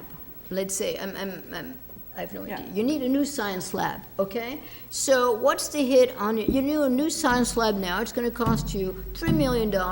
If you do it in 5 years, it's gonna cost you blank and blank. Yeah. We know that we need a lab, okay? You know, we know that we may need a new roof and we may need a whatever, and so you have that list. And then this becomes your long-term capital plan for the middle school. That's it. So we would pick the people that would do it, or whoever's here would pick the people to do it, they could get off running, and then, it would be part of the strategic planning process to decide, what the goals are out of that. Right, I think that's agree. exactly right. And if you say there's someone you've worked with who knows the buildings and there's some level of trust, I can't see that I'd say, no, this guy that we just found off the street or came to us third hand is gonna be better. I'd say, let's just get going with it. Normally, I like to do due diligence in these sorts of things, but I'll concede to the time factor. I think I'd like to get this done quickly. I do have confidence in these people. You've used them before. I don't know them, but I mean, I have confidence in the decision you made earlier. So to me, it's all about time. I just don't want these things to drag along, so.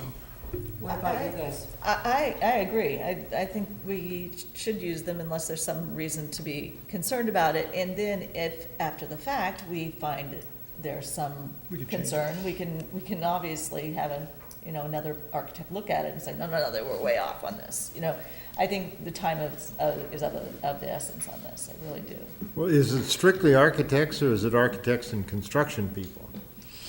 I mean, can architects give you, That's engineering. You need somebody who specializes in this kind of stuff. Yeah, you need architects, engineers to do this. Historically, how good have their Specialize in- bids been? Pardon? Historically, how close have their bids? They have been exceptional, and they can share actual data Okay, with and, you. let's go with them. And if they're on the money, they're on the money, Done.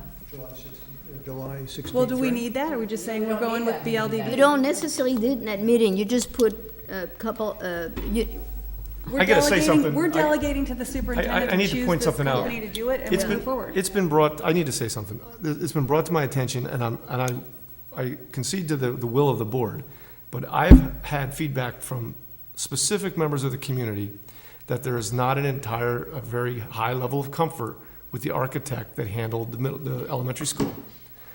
People need to know that. I thought some of you guys were aware of some of those stories that were out there already. There are people who are uncomfortable, and it will come back to bite us, because I've taken specific criticism, even though it wasn't part of a board, that made the decision to hire that architect for things that the architect did or did not do. There's always stories, there's always rumors and varying degrees of facts, but there's an impression in the community by some people who have influence that they may not be the right. Is this about the chiller No, this is about the elementary school, or the elementary school? and that's the same architect we're talking about. But So- remember, we're not contracting with them to build yeah, anything. we're just I getting them just want to to air that study. out so people are aware Yeah. that this is out there in the community. well, would it make sense to get some people from the community who know this stuff much better than we do, to get on some kind of the committee when we're talking to these people?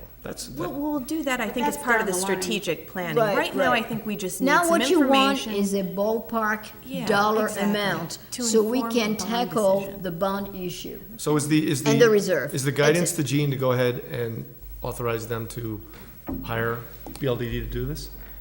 Is that, Yeah. is They're there? already our architect of record. Yeah, I so know. Yeah. Jane just has to call them.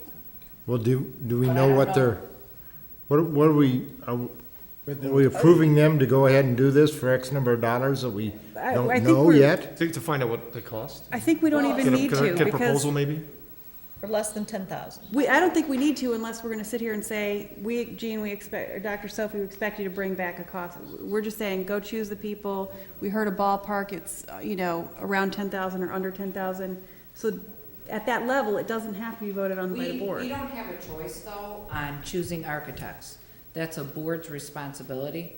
So Okay. if we're using BLD, that's fine. I need to make sure we have enough information to talk to them. It's just a facilities. So if that's gonna be. What would be interesting is that you circulate the parameter of what you would ask them. I mean, exactly, it's the structure of the building, is there some curriculum element like a science lab or whatever else? It'll be a very comprehensive report. I've seen an example of what they've done in other districts. It's a very comprehensive report. Okay.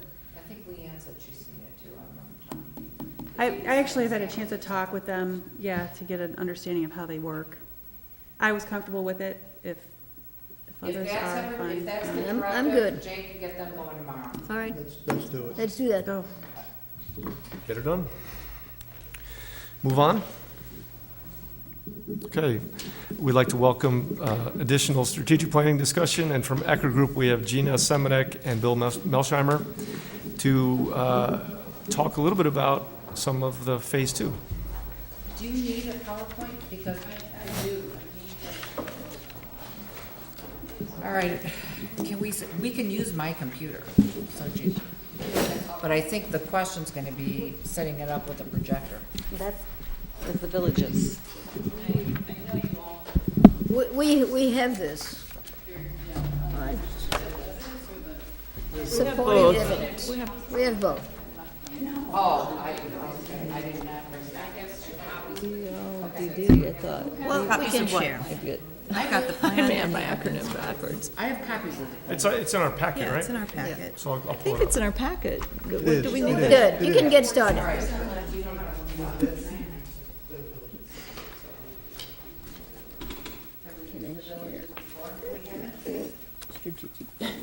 Ooh. Is that, what do we need it for? I could never read them anyway. I never bring my glasses in to see it, so. So I'm afraid we're going to spend a lot of time with this. Is there something do we really need a Why don't you PowerPoint? get started and we'll mess with the technology? What are the objectives of this part of the meeting? Can I ask what we need the PowerPoint for, if we have the documents? To display, Just, pretend They're them. online, so if somebody's at home wanting to look at them, they can pull it up too, right? Well, we can do that. In theory. Back to that after the meeting. We just Who does not have a plan? because we did talk Does about it. everybody, well, you have them in your board packet. You have them in your packets, right? And we're talking about the strategic plan that should be the landscaped, not the supporting evidence. March 2013. March 2013. Got it? For those of you that might not have met Bill, or you might recall, Bill Melsheimer was a facilitator for the board interviews in the beginning of the process, as well as the focus groups throughout the district.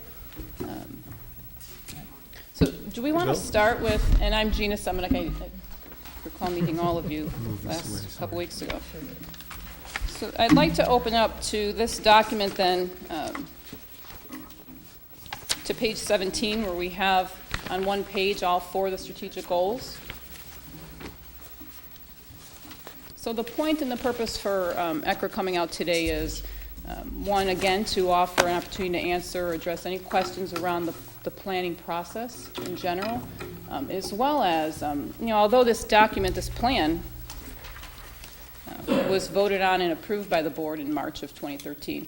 We have 4 new members here on the board, and it's important, and the current members as well feel very important that everybody have an opportunity to look through it, review it, and gather your input and gain agreement on it. There's not commitment to it. There's not a strategic plan out there that's going to be successful. You have to have commitment from all the constituents. And one of the foundations of the ECHR model is that it's a very inclusive approach. We collect information from a broad array of sources. We synthesize the data from board interviews to focus groups to surveys from administrators, faculty, staff, students, parents, community members, and leaders. And through that, really, the goals should be a picture or hold the perspective of all of those individual stakeholders. So the first important thing to remember is that it's not the responsibility of one individual or a small cadre of people. It's really, the plan needs to really represent all those stakeholders' voices. And I've said it to the original board, there are things that have emerged through the research that ECHR as a third party brought forward in the document that should be known to or recognized as being objective. It's a rigorous, disciplined approach, and it might not be any one individual's or the superintendent's or board members or a teacher or a student's perspective, but it is a collective consensus. It's a collective view and perspective of the community. So is the question on the table whether or not we make any changes to the current, and the only other draft that I know of is the one that Julie circulated? Is that's part of our package, right? Right, we're So- gonna get to that. I thought that's what we were kind of getting up to, but okay, go ahead. I'm just ready to get moving. So my understanding is that it's important that we give everybody an opportunity to weigh in and agree, realizing that this was adopted already. It was an approved and adopted plan, and phase 2 was closed. We're reopening. It's important. You have 4 new board members. It's important that everybody is committed to the plan as you move forward and start implementing it. Given that, there are 4 broad goals that the board approved, and if you look at them. Gina, I'm sorry, can I just, I didn't mean to cut you off. That's okay. Tell me, what are the next the next step would be, if we move forward with things as they are, to go through and develop objectives. That is done by the board under each of these goals, and that is done when? No, the objectives were proposed initially by the board as a starter. The objectives really fall into the administration and the implementation team. The objectives are how. The goal of the board, or the role of the board, is around governance and policy. It's to set the path, to identify what those strategic broad goals are, the direction of the district, and you're charged with overseeing that. The Uber goal is your vision. So the Uber goal of the district is to achieve your vision. Through your governance and your oversight, you need to ensure that that's being done. The staff, they're going to have much more intuitive and more information about how to get it done. Objectives are phase 3. Objectives. Okay, so the board's next step would be to do what and when? August, we said we're going to have a meeting with groups of tables and a one-day facilitated meeting from 7 a.m. to 7 p.m. and just bang it out. But that's not the board. The Well, board's the role board will is be done. part of those committees. Yeah, This that's is what I'm trying to understand. Yeah, I mean, then I'm lost. Yeah, I mean, we have to be part, I mean, there may be some more people, I have no problem with it, but I think the board has got to be involved in the what is it, objective by which we want to. identify Ultimately, the the objectives. objectives come back to the board for the board's review also. So I think it would be helpful, I'm sorry, Liam, but I think it'd be helpful if we go earlier into the document to a picture of the model. I think I understand now what's happening here. If you turn to page 4 of the document, it has a graph of the model. So this is the ECRA model that the district actually, pardon me? No, go ahead. No. This is the actual model for the process. What it illustrates is that the board's role or involvement is very high around the mission, the vision, the guiding principles, throughout the research process and identifying the strategic goals. As you move down into the lower sections, the components of the model, the objectives, the tactics and implementation plan, execution, that becomes very operational. It's the turnover point from the board to the administrative team or the implementation team occurs at the point of the objectives. So you set some markers, but the objectives are how. The objectives are how you're going to achieve the goals. The staff throughout the district are going to have a better position to understand the ins and outs and how to get that done. It's not the role typically of the board, and although I'm hearing Jean say that, I can tell you throughout the many districts that we've done strategic planning, that is not the norm. The norm is that the board passes that over. They retain oversight, and those committees come back to the board for their approval. Ultimately, the board has to then approve what those objectives are, but that's really, boots on the ground, if you will. That's the workers that have that knowledge and that expertise. They are the subject matter experts in the buildings. I can tell you right now that that's not the norm. The norm remains that your role would be to oversee it. They come back for approval. One of the things that gave the former board some comfort with this, because we grappled with this question also, one of the things that gave us some comfort was the idea that, so Jean has been listening to all of the board discussion, all of the reports from ECRA about all the data that was gathered, and listening to the board's conversation about how we arrived at the goals. So she has, some list of things like, we can't come out of this goal without having a facility plan. We can't come out of this goal without having a benchmark that we're working on for 6th grade math or fill in the blank. And then the knowledge that it's going to come back to the board later on. So I wonder if what we're talking about here is changing language of what's already there, or this board just needs to talk and say, look, I'm only going to be happy with this if it includes a facility plan or whatever. I don't know what is causing anxiety for people. Yeah, I want to get a little bit more, and I understand, because I'm on a board and I work for a board, okay? So But I want to be a little bit more granular because, for instance, when it says promote long-term fiscal stability and financial efficiency that include budgetary, what is it? Ensure long-term fiscal stability. And by the way, I like your writing on this one. I think it's more thorough. I want to know, there's board policy as far as facilities.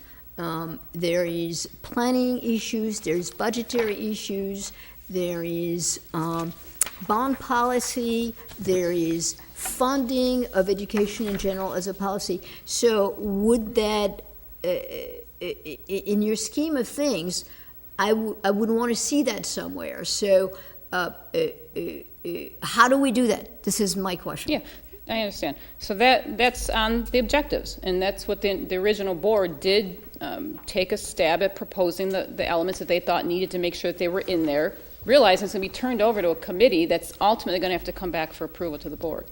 So I would recommend, because I don't believe that my understanding is not that you want to go back and redo a strategic plan, and given the investment in time and resources and finance, frankly, to get to where you're at. I think it's to review it and make sure that you're comfortable with it, that you can commit to it and support it. Is that correct? I think that. Go ahead. I think the way you've constructed the conversation is correct. Nobody wants to go back and start over. I will give my own personal opinion, which I've given before, which is, hearing that the board's primary focus and where we really need to do a good job is in mission, vision, and goals. I will submit that I am concerned that the work product we have come up with does not give enough structure to what we want to be done. It may not reflect the current board's thinking on certain things, and that it does need some refinement. Now, that's no secret, and I know I get deep sighs of here we go again, and nobody wants to do this again. I absolutely appreciate that. But I am concerned that we're going to have a bunch of committees in a room in one day, and if the goal is maximize academic achievement, that we haven't really told them much. Then it overlaps, in my mind, with optimize the teaching and learning environments. You're going to have two committees that are going to be doing a lot of overlapping work. So that's my problem with the goals. Ensure long-term fiscal stability. Well, we've done that. Prior boards have done a great job of that. We have long-term fiscal stability, but I think one of the concerns we also have is financial efficiency. And there's no instruction to a board. There's not enough of a goal to do that. Now that's on the goal level. I have an issue as well, and there's going to be less patience for this, I know that. On the mission statement, I looked at the former mission statement. I looked at the feedback that we got from the community that said that 80-some% liked that former mission statement but thought it was too long. But we have a whole new mission statement, and the whole new mission statement, and again, this is just my opinion. I appreciate it would have to be a whole board conversation. But the mission of public school is fundamentally to have a productive citizen, a responsible citizen, and that concept was in the original mission statement. It's not in this mission statement.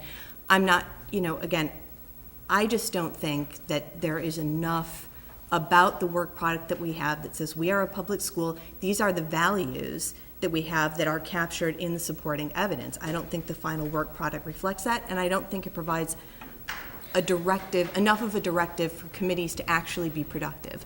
And with the objectives, I'm just confused, because I thought that I heard the former board say that this was sort of a brain dump because they were working on it and not the final product that was going to be given to the committee. So I'm missing the step of where we refine the objectives so that the committees can really do a good job. So those are, again, I came up with some alternatives just so people could see what I was thinking about, but I appreciate very much that a lot of work has been done, a lot of hard work, and that there's a variety of opinions that need to be considered on this. So that's my piece, everybody. Okay, so this is what I suggest. Let's go through goal by goal.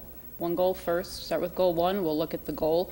I'm going to ask that you, because it's easy for anybody, not just one person to wordsmith, it's easy for all of us to fall into that. I want you to think about and focus on the essence of the goal. What does it actually represent? We're getting to Leanne's point on you guys are telling me what you expect from that goal. Okay. And then we're gonna get back, we're still gonna do your language. Well, we don't have to do I mean, if, you know, you've all had the privilege of seeing it and time to review it, and people may say, Julie, this is just a waste of time, in which case we can move on. I'm not trying to dictate anything. So let's take a look at page 18, the first goal. So I'm going to clarify, again, the objectives, and I'm not sure about the brain dump comment. But the intent was never for the board to finalize and refine them. The intent is you get them started, the execution, the implementation team, that's their very first step, is to refine them and figure out what needs to be done, what needs to be deleted, is there something missing? So I would suggest that now we focus on the goal as a big bucket, if you will. So goal 1 is really about academic achievement. It's about student performance. Regardless of what it states, that's the essence of the goal. It's meant to capture some of the things that you see listed in objectives. The line beneath the goal is really meant just to be a descriptor to breathe a little life into it. So by supporting high academic standards and differentiated instruction, students can and will exceed. That's really meant to just breathe a little life into it. So given goal 1 being a student achievement goal, is there anybody that wouldn't agree that that's a strategic goal that the district needs to have? But the essence of the goal. So- Is there anybody that would disagree? Or do you agree that that should remain one of your goals? I think everybody agrees that maximizing academic achievement is correct. I think the point that Julie's making as to the overlap is actually an important point that we need to identify, because the only difference that I see between the goals, other than they're written nicely, is where we put emphasis, essentially, right? Because you've dealt with curriculum in goal 1. Right. And then it isn't, infrastructure for measuring it is in goal 2. I think all of these things are covered in the goals as we've stated them, but the structure is slightly different, I think, to avoid the overlap that you're referring to. But there will be overlap. That's part of that. There is, because they're interrelated. You can't There will make them be. mutually exclusive. No, they shouldn't be. For somebody that is new at this, first of all, you know, the vision and the, what is it, the mission and the vision, I have yet to see a school that doesn't have the same crap. Exactly. You know, so the goal is where it matters. What I like about, so I would not do any sort of change there, though I like what Julie did when she put excellence in education, enthusiasm for life, every student, every day. That is not a vision, but that we should use this as a tagline. I think it's very good, okay?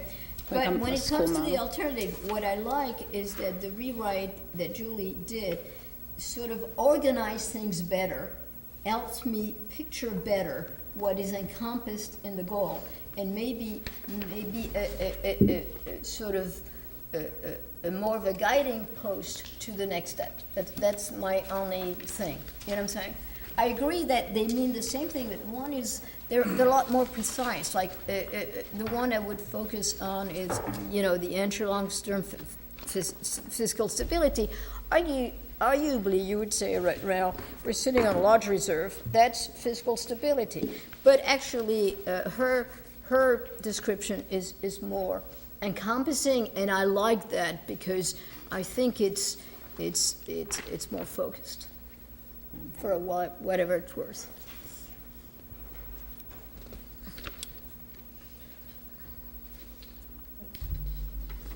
Did you have anything? I agree on that one. I think 3 is better as written by Julie. But I think 1 and 2 are where the significant changes are.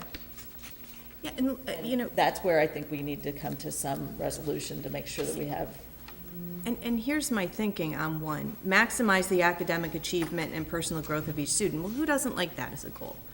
But to me, that's done through curriculum, which is in the second goal, and the teaching quality, which is in the second goal. So I would differentiate between the first goal and the second goal, the first goal being more academic achievement focused with all that goes along with it, and the second being, you know, the technology, the data collection, the measure, you know. So you're getting caught, you're getting more, I guess, input on the objectives where they go. And we, like I said, by design, they're interrelated. So where they go, that's phase 3. That is the first role of that first meeting, is to identify where does it best belong. So the intention, giving a little bit of background to this and the results of both the research, the findings, and the work of the board at the time, the intention of Goal 1 was around individual student growth, or maximizing each student's growth. Goal 2, teaching and learning, that really talked about more about curriculum alignment, more about teacher accountability systems, some of the climate, the workplace climate initiatives.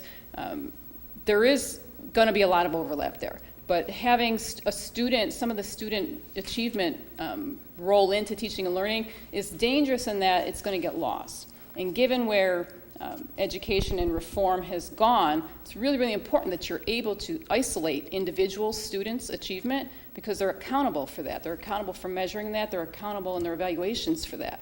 It has to be easily identified and measured. So if you tuck that under an objective and another goal, I think you just run the risk of losing that, which is really one of the primary reasons why you're going to see that more common as a standalone goal. There will be interrelations. So maybe that's the first step, is clean some of those objectives up, and you decide it. That's definitely the first step of that facilitation meeting. Yeah, go ahead. I think you need the mic, though. You need the mic. Microphone.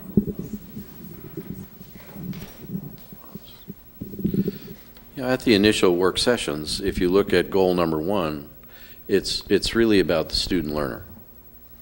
And if you look at the objectives that accompany the goal, it really focuses on academic standards, about growth in terms of data, in terms of social-emotional well-being, so on and so forth. Goal 2 really focuses on faculty and staff.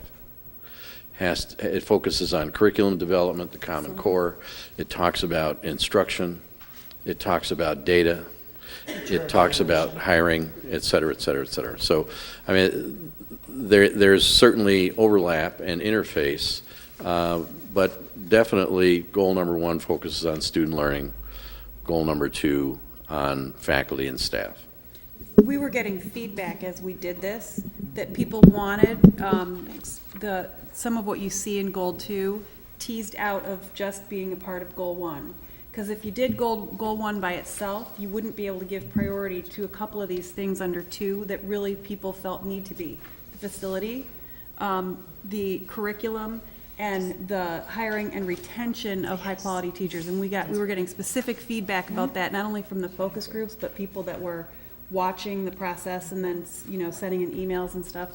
And when we set the goal, it across the board, the big piece was personal growth of each individual student, because we heard that from kids of special needs parents all the way to our gifted parents, and each individual student was highlighted. Right. And certainly I see that. Again, to me, that's the differentiated instruction, which to a certain extent goes with curriculum. You split those two out. But again, I'm not hearing from the other new board members. If I'm the only one that is concerned about this, then let's move forward. I understand that we've got 3 people on the board that have already signed on to this. So, again, I would turn to Chris and John and Rich and say, what do you think? And if you're all good with what we had, then we can make this a real short discussion. I mean, I can leave with the goals we have, except I really want number 3 to be fleshed out, because I think it's and I like what Julie did with number 3 for sure. Goal 3? Yes. In the end, does it really make a difference, I'm thinking here? We have a bunch of words on a piece of paper that I think are less than robust. I think they can be much better defined, and I think provide better guidance, as both of you have already pointed out. But in the end, is that going to really make a difference in the outcome? And that's what I'm questioning myself. I'd like to, personally, I would adopt the goals that you've recommended. I think they are more robust. I think they provide a sense of direction that doesn't exist. But that also depends on who the leaders of the committees are going to be. Do the leaders of the committee have the strength and the knowledge and the understanding of what the process is to have the outcome that we desire? And number 3, again, the way it's stated now, fiscal responsibility sustains high academic quality and student growth.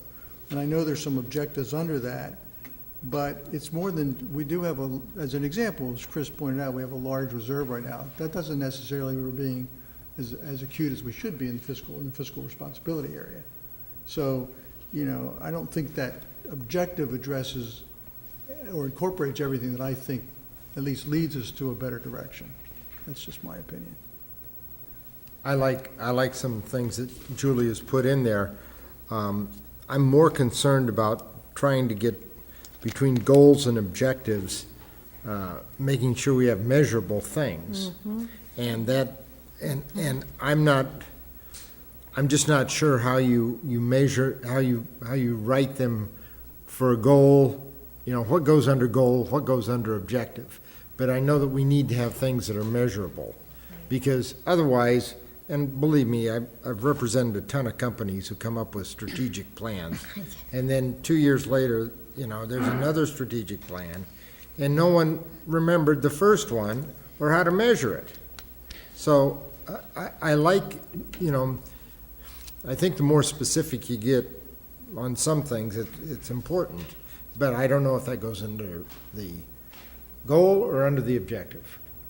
I'm of the opinion that I agree with Rich about specificity and measurable, being able to measure, but I think that comes objectives funneling down to tactics, where you start to get very specific.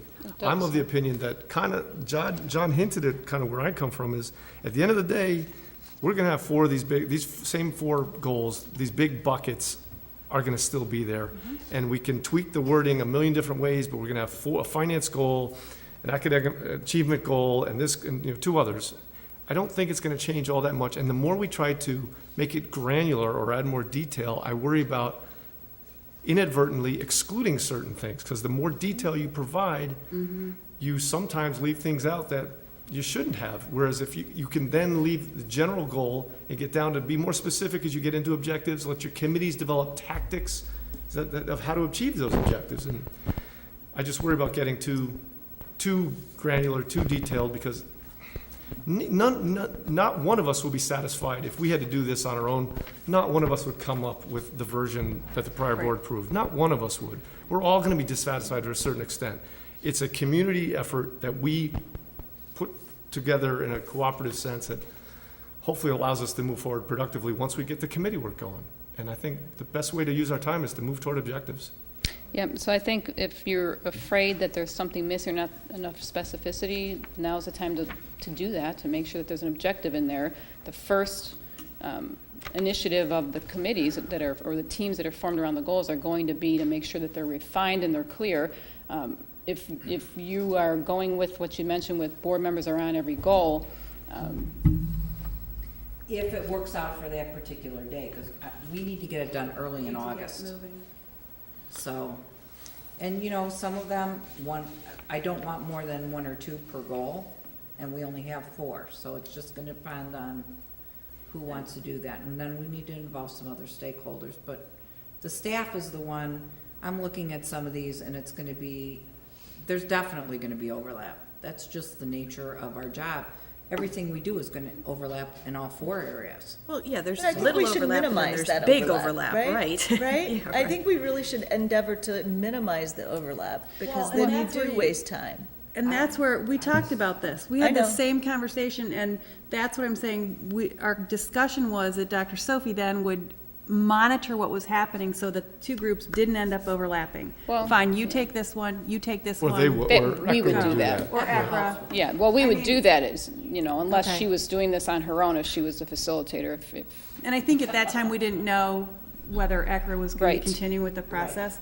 The other thing I want to say is that when we interviewed the consultants to do this process with us, one of the reasons we chose ECRA, because we felt like they would be able to do a very strong job of choosing things that were measurable, that you really could come back and work with, and not have, I've seen strategic plans like Rich is talking about too, that made no difference to anyone 2 years later. And I think we're really committed that not be the case here. And that's one of the biggest issues, is making sure that the tactics and the actions that you link to the objectives are measurable. They have to be observable, measurable in some fashion. You have to be able to identify how you're going to monitor that, what's that indicator should look like.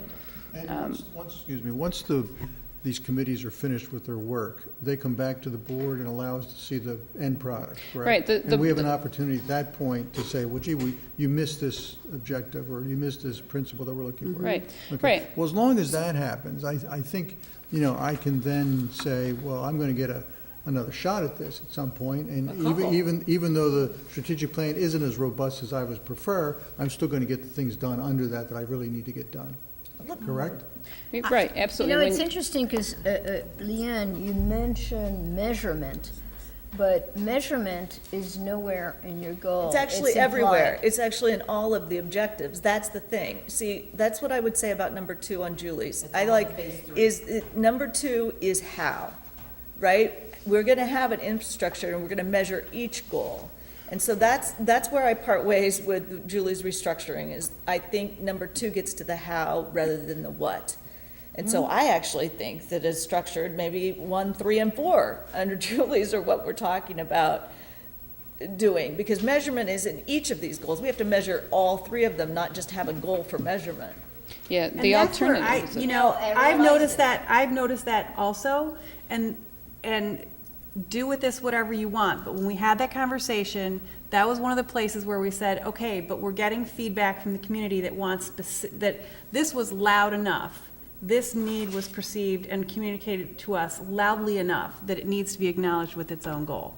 So we can chuck that, but we're chucking some of the research that we had done. What one are you referring to? I'm sorry. So when we're talking about maybe, if we collapsed goal 2 and goal 1, so we went 1, 3, 4 instead. Yeah.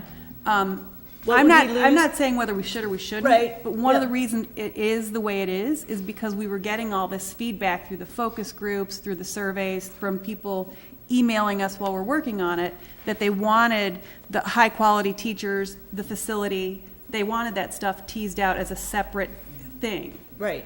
So we can chuck it, I'm just saying, but that, that was where we kept being reminded by our Or consultant we that this can is what they take had heard. Julie's version or that lead to guide us to add measurement objectives to each of the goals. But that's done in phase 3 yet. That's 3. That is the work of phase 3. They look at the objectives, they come up with a number of, with however many actions are required to accomplish that objective, and they need to identify how is it going to be measured? What's the measurable metric for that? Who's going to own it? What's the start and end time? Process is curious to me because we spent 9 months coming up with this and we say, but all the real work is in the next stage that we're going to do with 4 committees in a day. I'm not sure why skeptical. everybody's saying 4 committees in a day. That was one of the examples you gave, that we could get some of the initial things knocked off and get all 4 committees in one room. Oh, absolutely, It's not the gonna be committees 9 occur in a months. day. That doesn't mean it's going to be done in a day. I mean, on But it average, gives there us might be enough- 2 or 3. I 2 or think 3. it would give these guys enough of a framework, because they've got to make some major financial considerations in the next couple of months. Yeah, I would encourage you, even the discussion you had, I think is the right movement. You need to make operational decisions. You shouldn't freeze or you have to maintain. And given that you know you have issues with facilities, doing a facilities audit now is probably the right move. Do it now, and then you have some of the research done, because some of these committees are going to, or not committees, teams around these goals, they're going to have to go back and do research. You're going to say, how much does this cost? You're telling me I need to hire this individual, job has to be Just hand them filled. a report, so here, it's there. Here's an audit. This is going to help inform you, because some of these teams are going to come up with ideas and recommendations that they're going to require you to go and research it. What does that cost? They're charged with identifying that. Who owns it? What resources do we currently have? And what new resources are needed? Gina, when I did strategic planning before, and I'm pretty sure you guys do the same thing, I'm gonna go back and address John's question again. Let's say that we brought it back to the board twice, everybody's happy with the action plans and the tactics, but after a year of looking at data, we wanted to add X, Y, Z. And a year later into the plan? A year later. Yeah. That's something, as we keep bringing the data back to you as a board, you may say, by the way, we want to add this now. So it's a living document. It's not going to be, this is the document for 5 years. No, it I'm has less to be concerned reviewed. about that. I'm more concerned that we get these committees off to as structured a Right. start as That's possible. what their job is, though. Right, I know, Well, it's our but job, too. the overlap, and I know, Leanne, we did talk about it, but I've never been completely comfortable with the overlap. And I appreciate that we're never gonna have perfect mutually exclusive groups, but the structure, I don't wanna spend the first day, that day, with all of us in a room saying, do I have this? No, wait, you have this. Is one about this? No, is two about this? I don't think that the version Julie has quite nails it either, because I still think 1 and 2 are still sort of confused.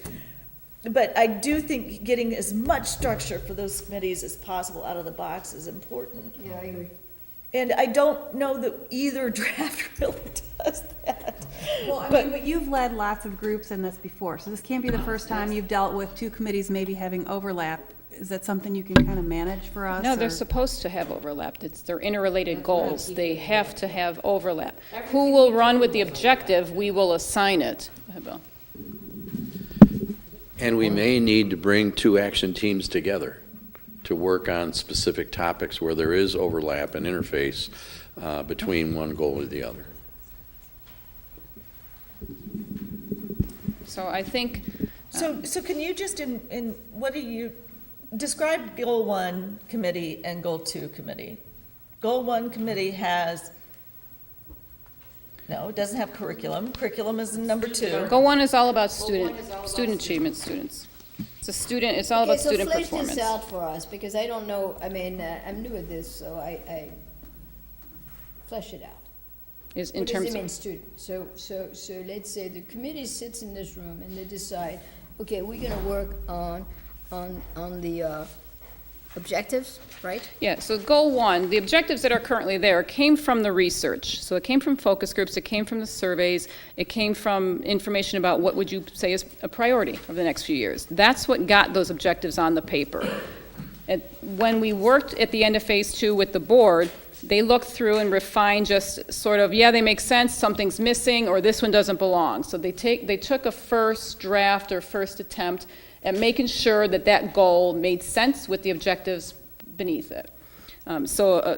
Goal 1, you're talking about improving student growth individually, looking at individual kids, being able to differentiate for individual kids, holding them to highest academic standards, equipping them with 21st century learning skills. These are all the things that people valued and thought were important or required, legally in some sense around accountability and teacher and principal appraisals. You have to be able to measure individual student growth. So you have to have a goal and you have to set up some framework to do that. Now, I'm going to go back and just say, of all the districts and all the schools that ECRA's worked with, I have never seen a board work on those committees. It doesn't mean you can't, but you're going into managing, not policy. You are going beneath the line of what a board's role is. I'd be remiss if I didn't tell you that. So you've never seen even like a single board member sitting on a working No, team? it's always where this team, the superintendent, is sitting there. This team will come back to you. Nothing can get done without the board's approval. Who's typically, let's say the finance, for example, who makes up your finance team? Generally, that is where I see the superintendent spend most of their time at that table, their finance officer, and then usually 1 or 2 other people. If it's a key member from the community that has finance background, the teams around goals are not to be these long-standing committees. They're 3 or 4 people that have the expertise. They're subject matter experts in that content. You should have a teacher when they're talking about curriculum, or a curriculum if you don't have a curriculum. I know you're really lean on right. Looking at him right there. Right, so you're the curriculum guy? Okay, congratulations, welcome. He should be on that goal. So let me just get one thing clarified here. So I'm going to look at the financial goal. I'm particularly interested in the fund balance. Here it says establish a board policy. So this committee, what it's actually going to do is not establish a board policy, it's going to recommend the board policy. Yeah, and if you see the footnote 5 that goes Yeah, with I that, saw that. that was put in by the board just to make sure that it wasn't lost. Okay. So on these issues such as that, we have a shot at taking a look at them, adding to them, changing them, or whatever, as we move forward. Yes. Everything has to come back Everything. to the board. So let me walk we're you through talking that. about- If we did this all in one day, which we have done, but if you need to come back for a second day, we'll come back for a second or third. But not the committee of the board, the committee of the employees, the staff, the subject matter experts. You come back to, once they've drafted it, we facilitate it. We look for the overlap. The teams report out to each other. They catch where the interrelations are. As Bill stated, if you need to move to the table across the room because you're working on a common tactic, I mean, that's sort of the strength of it, that you can approach things with multiple strategies, and they may actually help you achieve more than one goal. That's what we hope for. You hope if you're going to spend time and resources on doing something actionable, that it's helping you in more than one goal. And let's give an example of that. So we've got individual student growth that ties into teacher evaluation, that ties into principal evaluation, that ties into district AYP status. Right, by identifying how you're going to measure and monitor and define student growth, that's the first thing. Figure out how you're going to do that. And once you do that, that feeds into your teacher appraisal system, your principal appraisal system, and AYP. And you can't separate those. Those No. all overlap. How So many- that one action is going to help you in multiple How many goals. interim stages do you see, let's say that I'm jumping back, I'm quickly climbing my rope back to the balcony.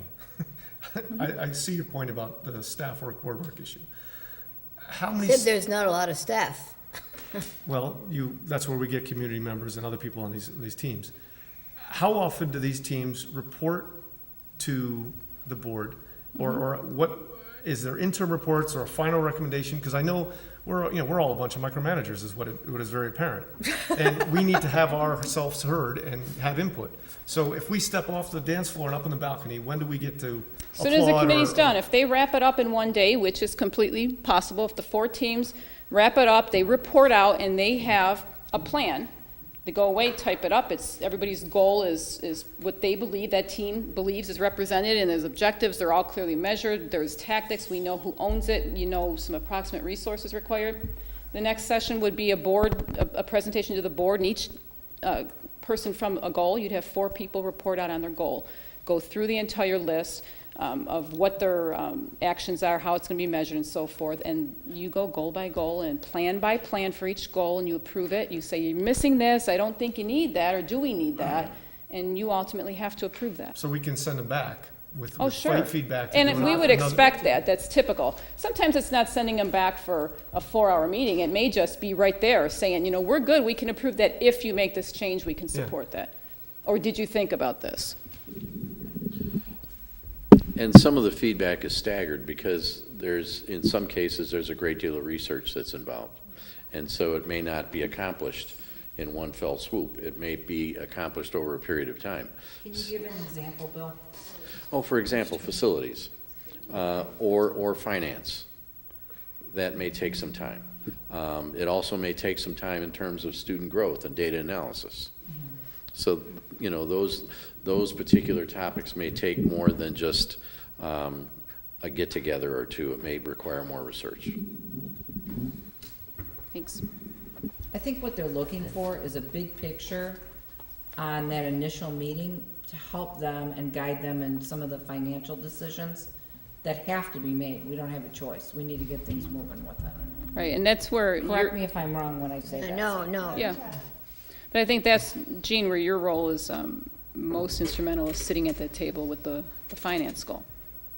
And I also hear the board saying that they're concerned about the opportunities and perhaps a misunderstanding of the need to give too much granular detail right up front and being concerned about not giving the opportunity to provide feedback along the way. And I hear if the committees are going to report to the board and we can send them back to the drawing board as Sure. many times as we need, I think we kind of cover that. Right, if you picture yourselves in that room, at the table, you really lose the ability for that greater oversight that's really required. There has to be some governing. I'm picturing myself on the balcony right now, firmly planted. You're far more effective there. You're able to oversee all of it. But it's important for me and for the district that you all understand that ECRA is, they do this is their business, they do a great job of it, So for instance, on the goal 3, who would be on that committee? I will ask for your guidance, because I'd like a couple community members on it. Jane will be on it, I will be on it. Yeah, for sure, Jane and Jean need to be on that goal. And then 1 or 2 other people that have expertise in that area. Neil Dahlman on it, or Dave McIlvain. Principal, Or someone yep. with financial experience from the community. Okay. Do we have 2? Do you Ed have a new Holstein. principal? Believe in Ed. Pardon me? Do you have a new principal? We have a new interim principal. Okay. Yeah, that is typically, Bill's right, typically a principal will sit on that goal. That would probably be innate, I would think, for next year. And actually, that's the building, and that's the area that we need his expertise anyway. So, And based on what actionable items, tactics, these teams come up with, they come back and they report to the board, and where there's additional information needed or research, or go out and research what that would cost, because they don't know, they may take a stab at it, might be $5,000, but you have to follow through, so that's where Bill's point is good about it, it may be staggered. But ultimately, nothing moves until you approve it. And then following that, so that might be one or two, maybe it's, just say it's 2 sessions a day and a half, 2 days, whatever that is. And then there may be some additional actions that you tell these teams, you have to go back and do this. We can approve it when, you with, can start hearing about it. yeah, you can draft. approve it, you Start just have to, feedback. these are the things we need to make sure that you come back to us at the 2 weeks from now, whatever that is. Once you finally are comfortable with that, and sort of release it and approve that, the final phase of what we do in terms of helping you monitor that is we will help you identify, we'll work with the board, generally with the board, we'll get some ideas, because you don't want to track indicators on a dashboard on everything. There's going to be certain things you're going to track internally only, especially around accountability, around teacher appraisals and principal appraisals. But there are things you're going to want to track publicly, and things that the board can govern and monitor and watch the progress. So you think about those key indicators, that you can take a look at on the dashboard. Gets integrated into your website, and it sort of tells the story. If we're successful and we're reaching our goals, they should be tied to the goals, not the objectives. You think of key performance indicators, you may have a performance indicator around student performance. You may have a finance indicator. You may have a teaching and learning that talks about the climate, the teacher job satisfaction. Did you have the benefit to see the alternative recommendations were made by Julie? I have them. You have them. I think those were made with the sense that we felt that the direction that was provided by the strategic goals weren't as robust as we would have liked to have seen them. Do you feel comfortable, and I've been listening to your discussion, do you feel comfortable now that we're going to rely on you to flush out in a lot more detail what we tried to do, because we were uncomfortable initially, as an alternative to what she's presented? You mean to change what's on the plan? No, what I'm asking is that we felt that there wasn't enough guidance, Okay. the 4 of us, I'm speaking for myself and Julie more than any of the other 2, I haven't seen it, but we felt that the goals weren't as Sure. robust as they could have been. They weren't providing the guidance that we thought was potentially necessary for these groups to follow. The alternative to that is that you do that work. Now, I didn't have a clearer understanding of the work that you are going to do. I have a better understanding today. But do you feel comfortable now that you recognize what we were trying to do, and you can compensate for that? I'd be more comfortable with what's here, but obviously, we're not going to get a consensus around that. But I do need to understand whether you feel that you have an understanding of where we were trying to drive, and you can compensate if we don't make a change to make certain that we get done what we were trying to get done. Yeah, absolutely. But I would encourage you at this time right now to go through the alternatives here, not on the goal statements. I like Mark's terminology about just the 4 big buckets, but look at the objectives. Is there something that you want us to add to this to pass on to the team? Is there anything that you want to add now that is missing? Refining the language and wordsmithing it, that can occur, organically as they're working, but is there something not represented that you feel would be detrimental to leave out? That's what we want to really capture now, to make sure you're giving them that. Somebody did say something earlier, a very specific thing. Under finance, wasn't there something about, I'm sorry, I'm having a senior moment, but there was something very specific that we said belonged in a. Financial efficiency? And throughout the process, after the first day, If we can change I didn't realize that was our goal tonight, what's that? to come up with more objectives or to refine these objectives. It So really wasn't, but I'm okay. hearing that she's. So if this is a flexible document, I'd like to have a little more time, over the course of the next 6 months, 8 months, as we go through the process, something may come to my mind that we haven't, I can't address right now because it's 9:30 and it's late. You mean that it organically as it's in? Yeah, Sure. yeah. Well, that's the So- whole point. It should be a flexible document, not that you're going to come up with new goals, But that if there's something that suddenly you realize, we missed this, Within yes, scope. you need to add it in Well, within so that then goal. we'll have interim reports from either you or committees Yeah, or you're gonna be both doing that all that will say along. where they're I'm at, and we can, that'll give us the opportunity to provide that kind of No, feedback. that's your dashboard. So if you're tracking student growth and you have assessments 3 times a year, you should be getting those updates, and that should be updated on your dashboard. But the overall plan, we would recommend that you look at that annually. Yeah, at the end of year 1, did we accomplish what we were doing? But you can't wait till the end. It's just like any. I'm assuming that there's a prioritization element, because right now I'm looking at this list of stuff there's to do. Yeah.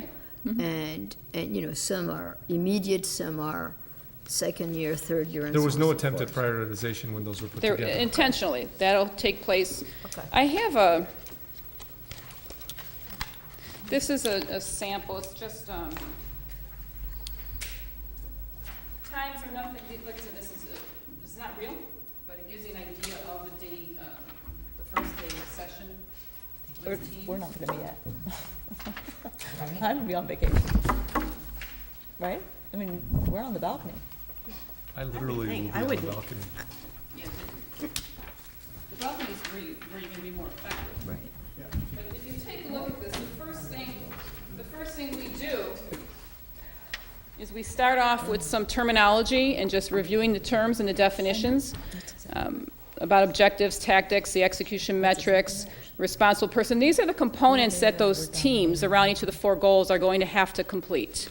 They're going to have to identify and fill out a template that we'll provide that really answers each of those boxes.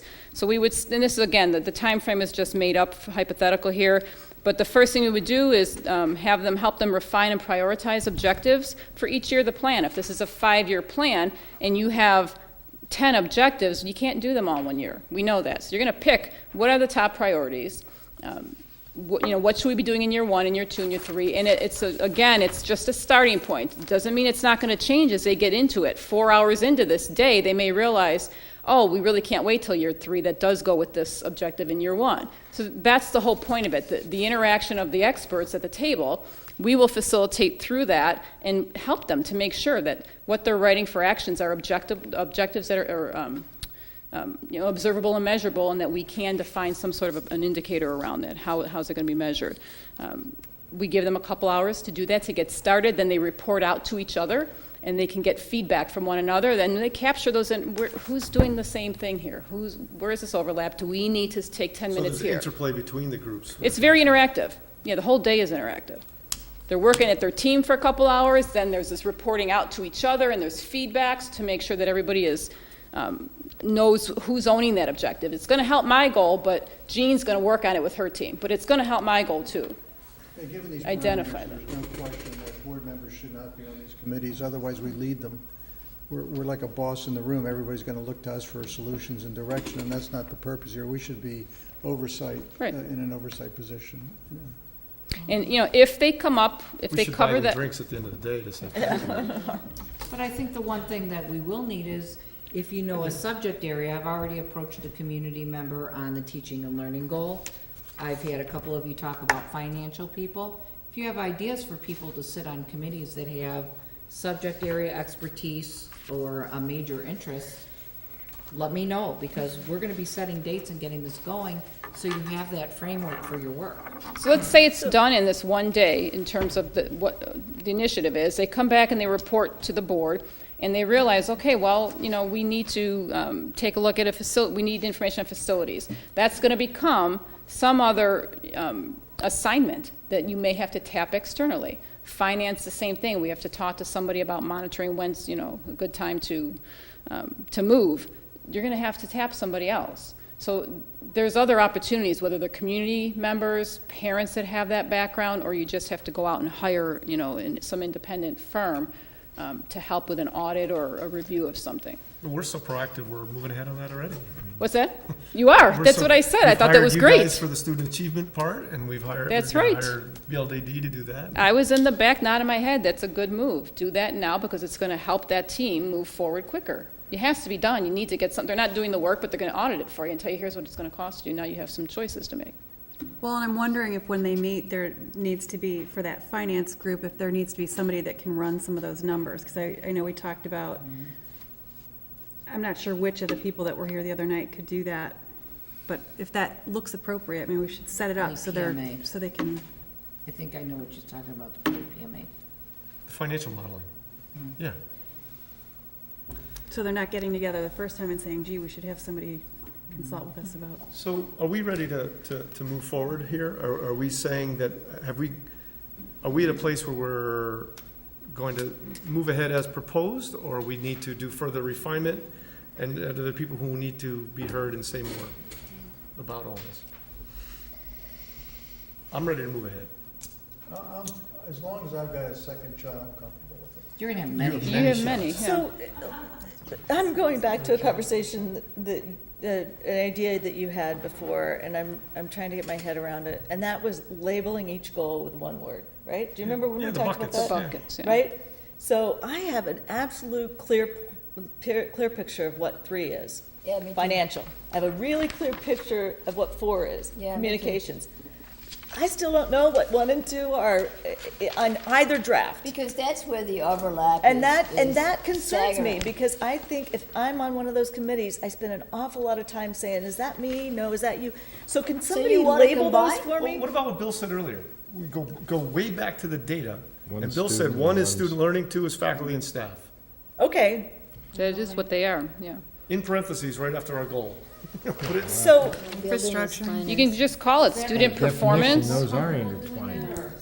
right. It does, it does. Okay, so I'm interested in facilities, where do I go? 3. 3. Okay. So I know we Well, talked about. well. Yeah, No, it's it's just- under It's 2 two. and I 3, would but it put overlaps okay. infrastructure. But Right, right, overlaps right. okay. So I'm interested in curriculum, where do I go? 2. Well, maybe I go to 1, because I would isn't say that 1. supporting? No. Achievement without curriculum. Okay, There has to be, that. We're going to guide that, but we're going to guide that. When Okay. that comes up, we're going to guide that to the right team. okay. The way I see it, Susan, is 1 is student achievement or academics or something, and 2 is infrastructure, so the things that go around that, which would be facilities and teaching and the things that support the student achievement, climate, call it that. That's the closest Okay. I can. But I don't know that we But should. I agree. We need to take it back to the data, what the community says too, and I think they spelled it out pretty clearly. Student learning and faculty and staff is pretty clear cut. And yeah, we can tweak it, but it's really the community's information that we are working with here. Right, you just, Right. and it's always a fine line. You want to be careful that it does not appear, intended or otherwise, that you're just turning your back on the Right. view of hundreds of stakeholders. Because at some point in this process, every stakeholder group had an opportunity to provide input into this planning effort. Whether they Did a chose lot to of or people not speak. is up to them, but they had the opportunity. Including students, yeah. Mhm. So I think what's important is that this is not, and what's in this document, these are not ECRA's words, they're not the original, the old board's words. It is a consensus of the greater district One community. thing I notice about our current ones and the proposals, I go back to number 3 again, and on the current ones, we have in those parentheses, additional descriptors about what we're focused on, right, on the Yeah, I current don't like ones. that one. There's And- the line. And we, for example, on 1, we say differential instruction, on 2, we say high-quality teachers. On 3, we state another truism, almost, right? And so we don't add any value in that parentheses other than to say, it's a guideline rather than anything helpful. And so I wonder if we get to the concerns that John and Julie have raised by improving upon just that parenthetical, because that parenthetical seems different in nature than the other parentheticals that help. Sort of, the other one are more holistic and encompassing, and this one is actually more limited. This one, well, Or it's almost more holistic because it doesn't give any detail. It just states a truism. You know, it's a platitude. Thank you, that's the word. It's a platitude. The others give give texture. They give texture. I agree, yeah, yeah. And so what Julie's 3 does is give some of that texture that's missing from that parenthetical on 3. And that I've now finally identified. So, because, you know, she gives the financial efficiency, the budgetary discipline, capital improvement specifically noted, and we've identified this afternoon or this evening, I guess, how important capital improvements are. I'm just wondering if we can maybe bring some of those, because I've heard the discussion is primarily around 3, and then my concern about 1 and 2 overlap. But if we can bring some of that texture that's shown in Julie's, keep the statement the same as it is, don't change the goal, but maybe bring some of that texture through the parenthetical that's missing there because it's just a platitude. What if you took her suggestion and made that Into the The parenthetical. descriptor. the descriptor? Right, so you would do, So goal 3 would stay the same, and then this bottom part would be develop an infrastructure. I Will would- promote long-term fiscal stability. I would add to the goal, the top line, something about financial efficiency, because Yeah, I think that you is have to equally have- important to fiscal stability. And so then ensure change, long time, ensure financial efficiency and long-term stability. That's it. You cover 2 bases there. And the difficulty, and we had it over and over again, is as soon as you get specific, then you think, okay, what else are we missing? Well, that's what I was worried about, if we were just to adopt all of number 3, when we start saying, I like the addition of financial efficiency, but when we start saying that includes budgetary discipline and careful planning, the capital improvements and monetary contingencies, what about other things? There's more. You know, we don't want to limit ourselves. But I love the financial I think efficiency those are word. still pretty broad.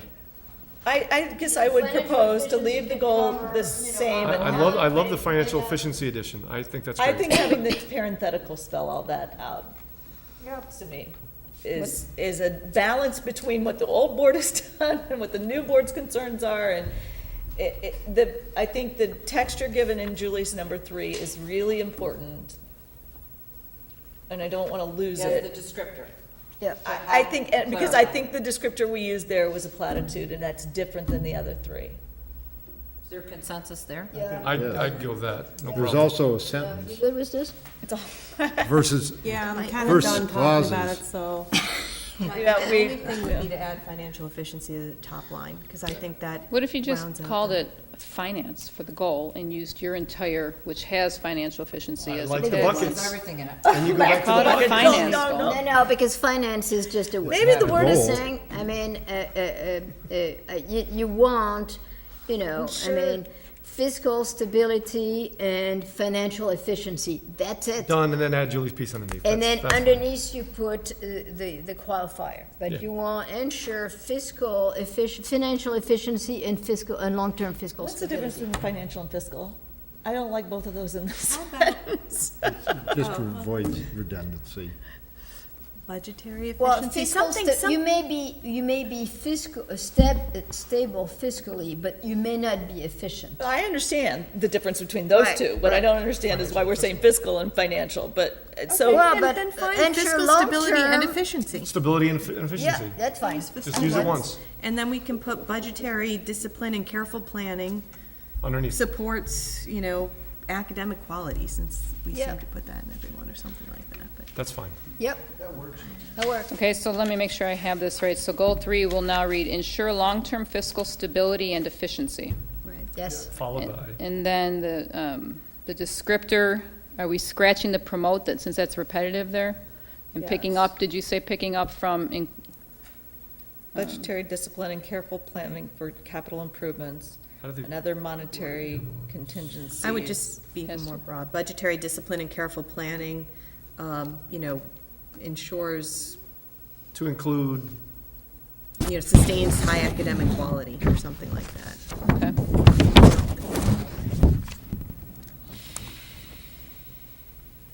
Yeah, because ultimately, all of this gets flushed down the objectives. Right. So we're talking Right. about Right. words. But I think that we have to, the importance of the goal is when the discussion at the level of the objectives start getting kind of murky, you go back to the goal and say, what do we have in mind? And I think it's sort of streamlined, it may streamline the discussion. The change here on 3. there's gonna be iteration. They come back to us, and we're gonna say, no, you missed the intent.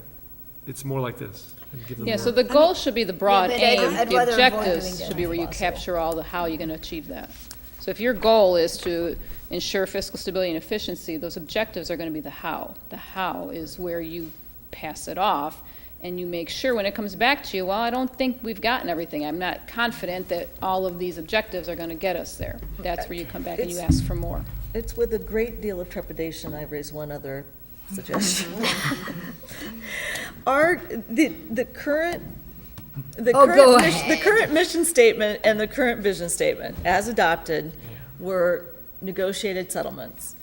And to me, where we ended up was two very similar things. I don't know what they were. Mission, vision statements, I don't know. We ended up with two things that essentially are, say that, variations on the same thing, and they didn't seem to, it seemed to be one, well, let's put one here and one there, and we'll just call one vision and one mission. So I just want to go back to Julie's suggested language on vision statement, because I actually really like it, except that I think every day is 2 words, not 1 word. Okay. I like that change. I approve that change. No, so that seems like vision to me. You know, that seems like something different than mission. I could, And you know what, and I don't like the dream thing. yeah. I don't either. Because, and I come from a college professor, having had long conversation with students regarding rigor and grit and so on and so forth. And so dream, I think, is, you know, if you dream it, it's gonna be, I think it's just too touchy-feely. I want more meat. I think we got to dream because of vision, you know, we were trying to be bold, we're trying to be, so, but I liked that tagline so much, really, that I just like to, I don't want to. Yeah, I do like it, I like it too, very much. Do you like it as a tagline, as a motto, a district No, I motto? think it's vision, or- though. I think it's the vision, and I think it captures the supporting evidence very well, because first of all, to me, that sounds like a school. I think the way, what we have now sounds like a baseball camp or something, with due respect. You know, excellence in education is what we're about. Enthusiasm for life is what we're striving for, because we want to do the whole child, we want to have a well-rounded curriculum. That, to me, captures that concept.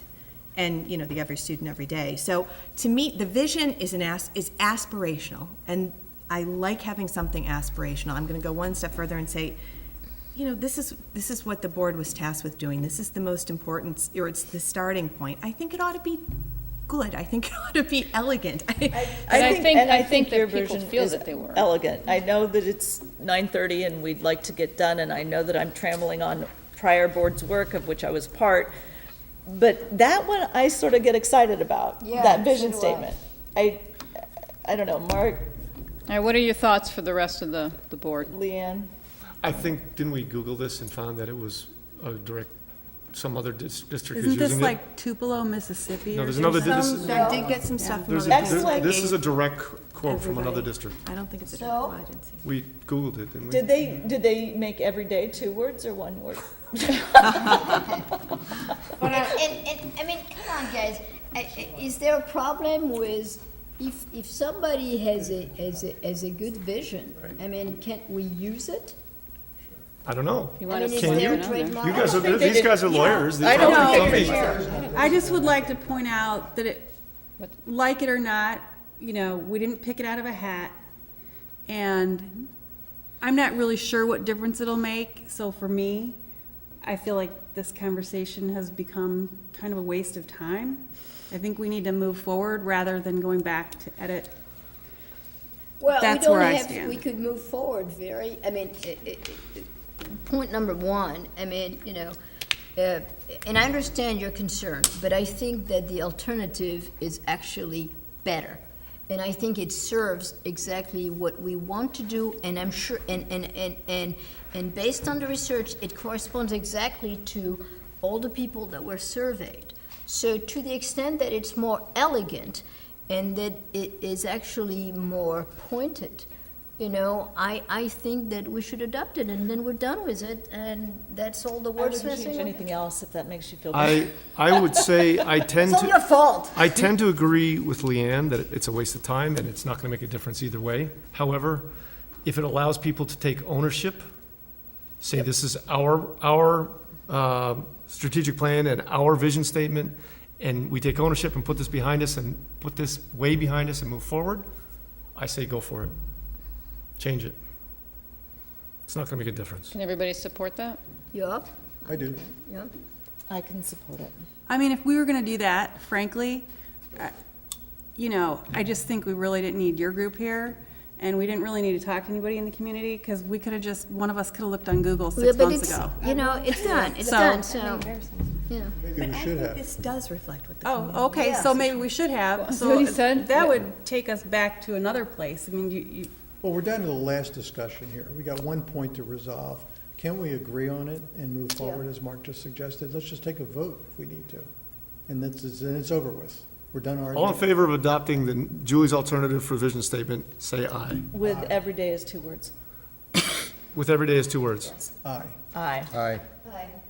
Aye. Reluctant aye. So moved. Let's do it. Next. So on the mission statement, no, I'm just kidding. No. No more, no more. Let's move Now, on. we have indulged the lawyers. and Future now we agenda, turn it- item 8, future agenda items. We just have a list of things I don't believe have changed at all since the last time, but these are things on our horizon that we will address, but it's a matter of fitting them into a very busy board schedule. Addressing the frontispiece, which is a stored piece of stonework from the old East School that we pay rent for every month. Additional bond and finance discussions. We have to appoint an IASB representative. We're going to develop a non-user communication plan that does a better job of communicating with non-users.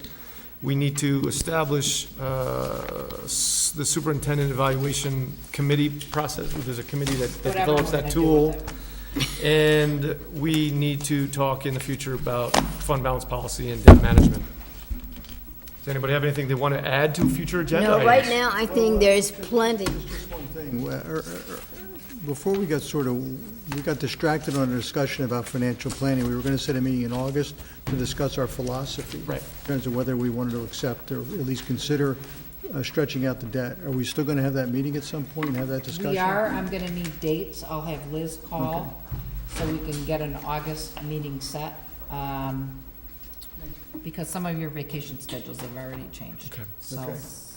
So So- on future agenda items, non-user communication, isn't that covered by goal 4? And why do we need to put it Yeah, onto yeah, a I would- busy I would, agenda? yeah. Because one of the board members suggested that they wanted that on the future. Can I agenda. suggest maybe we table it until the strategic plan, or no?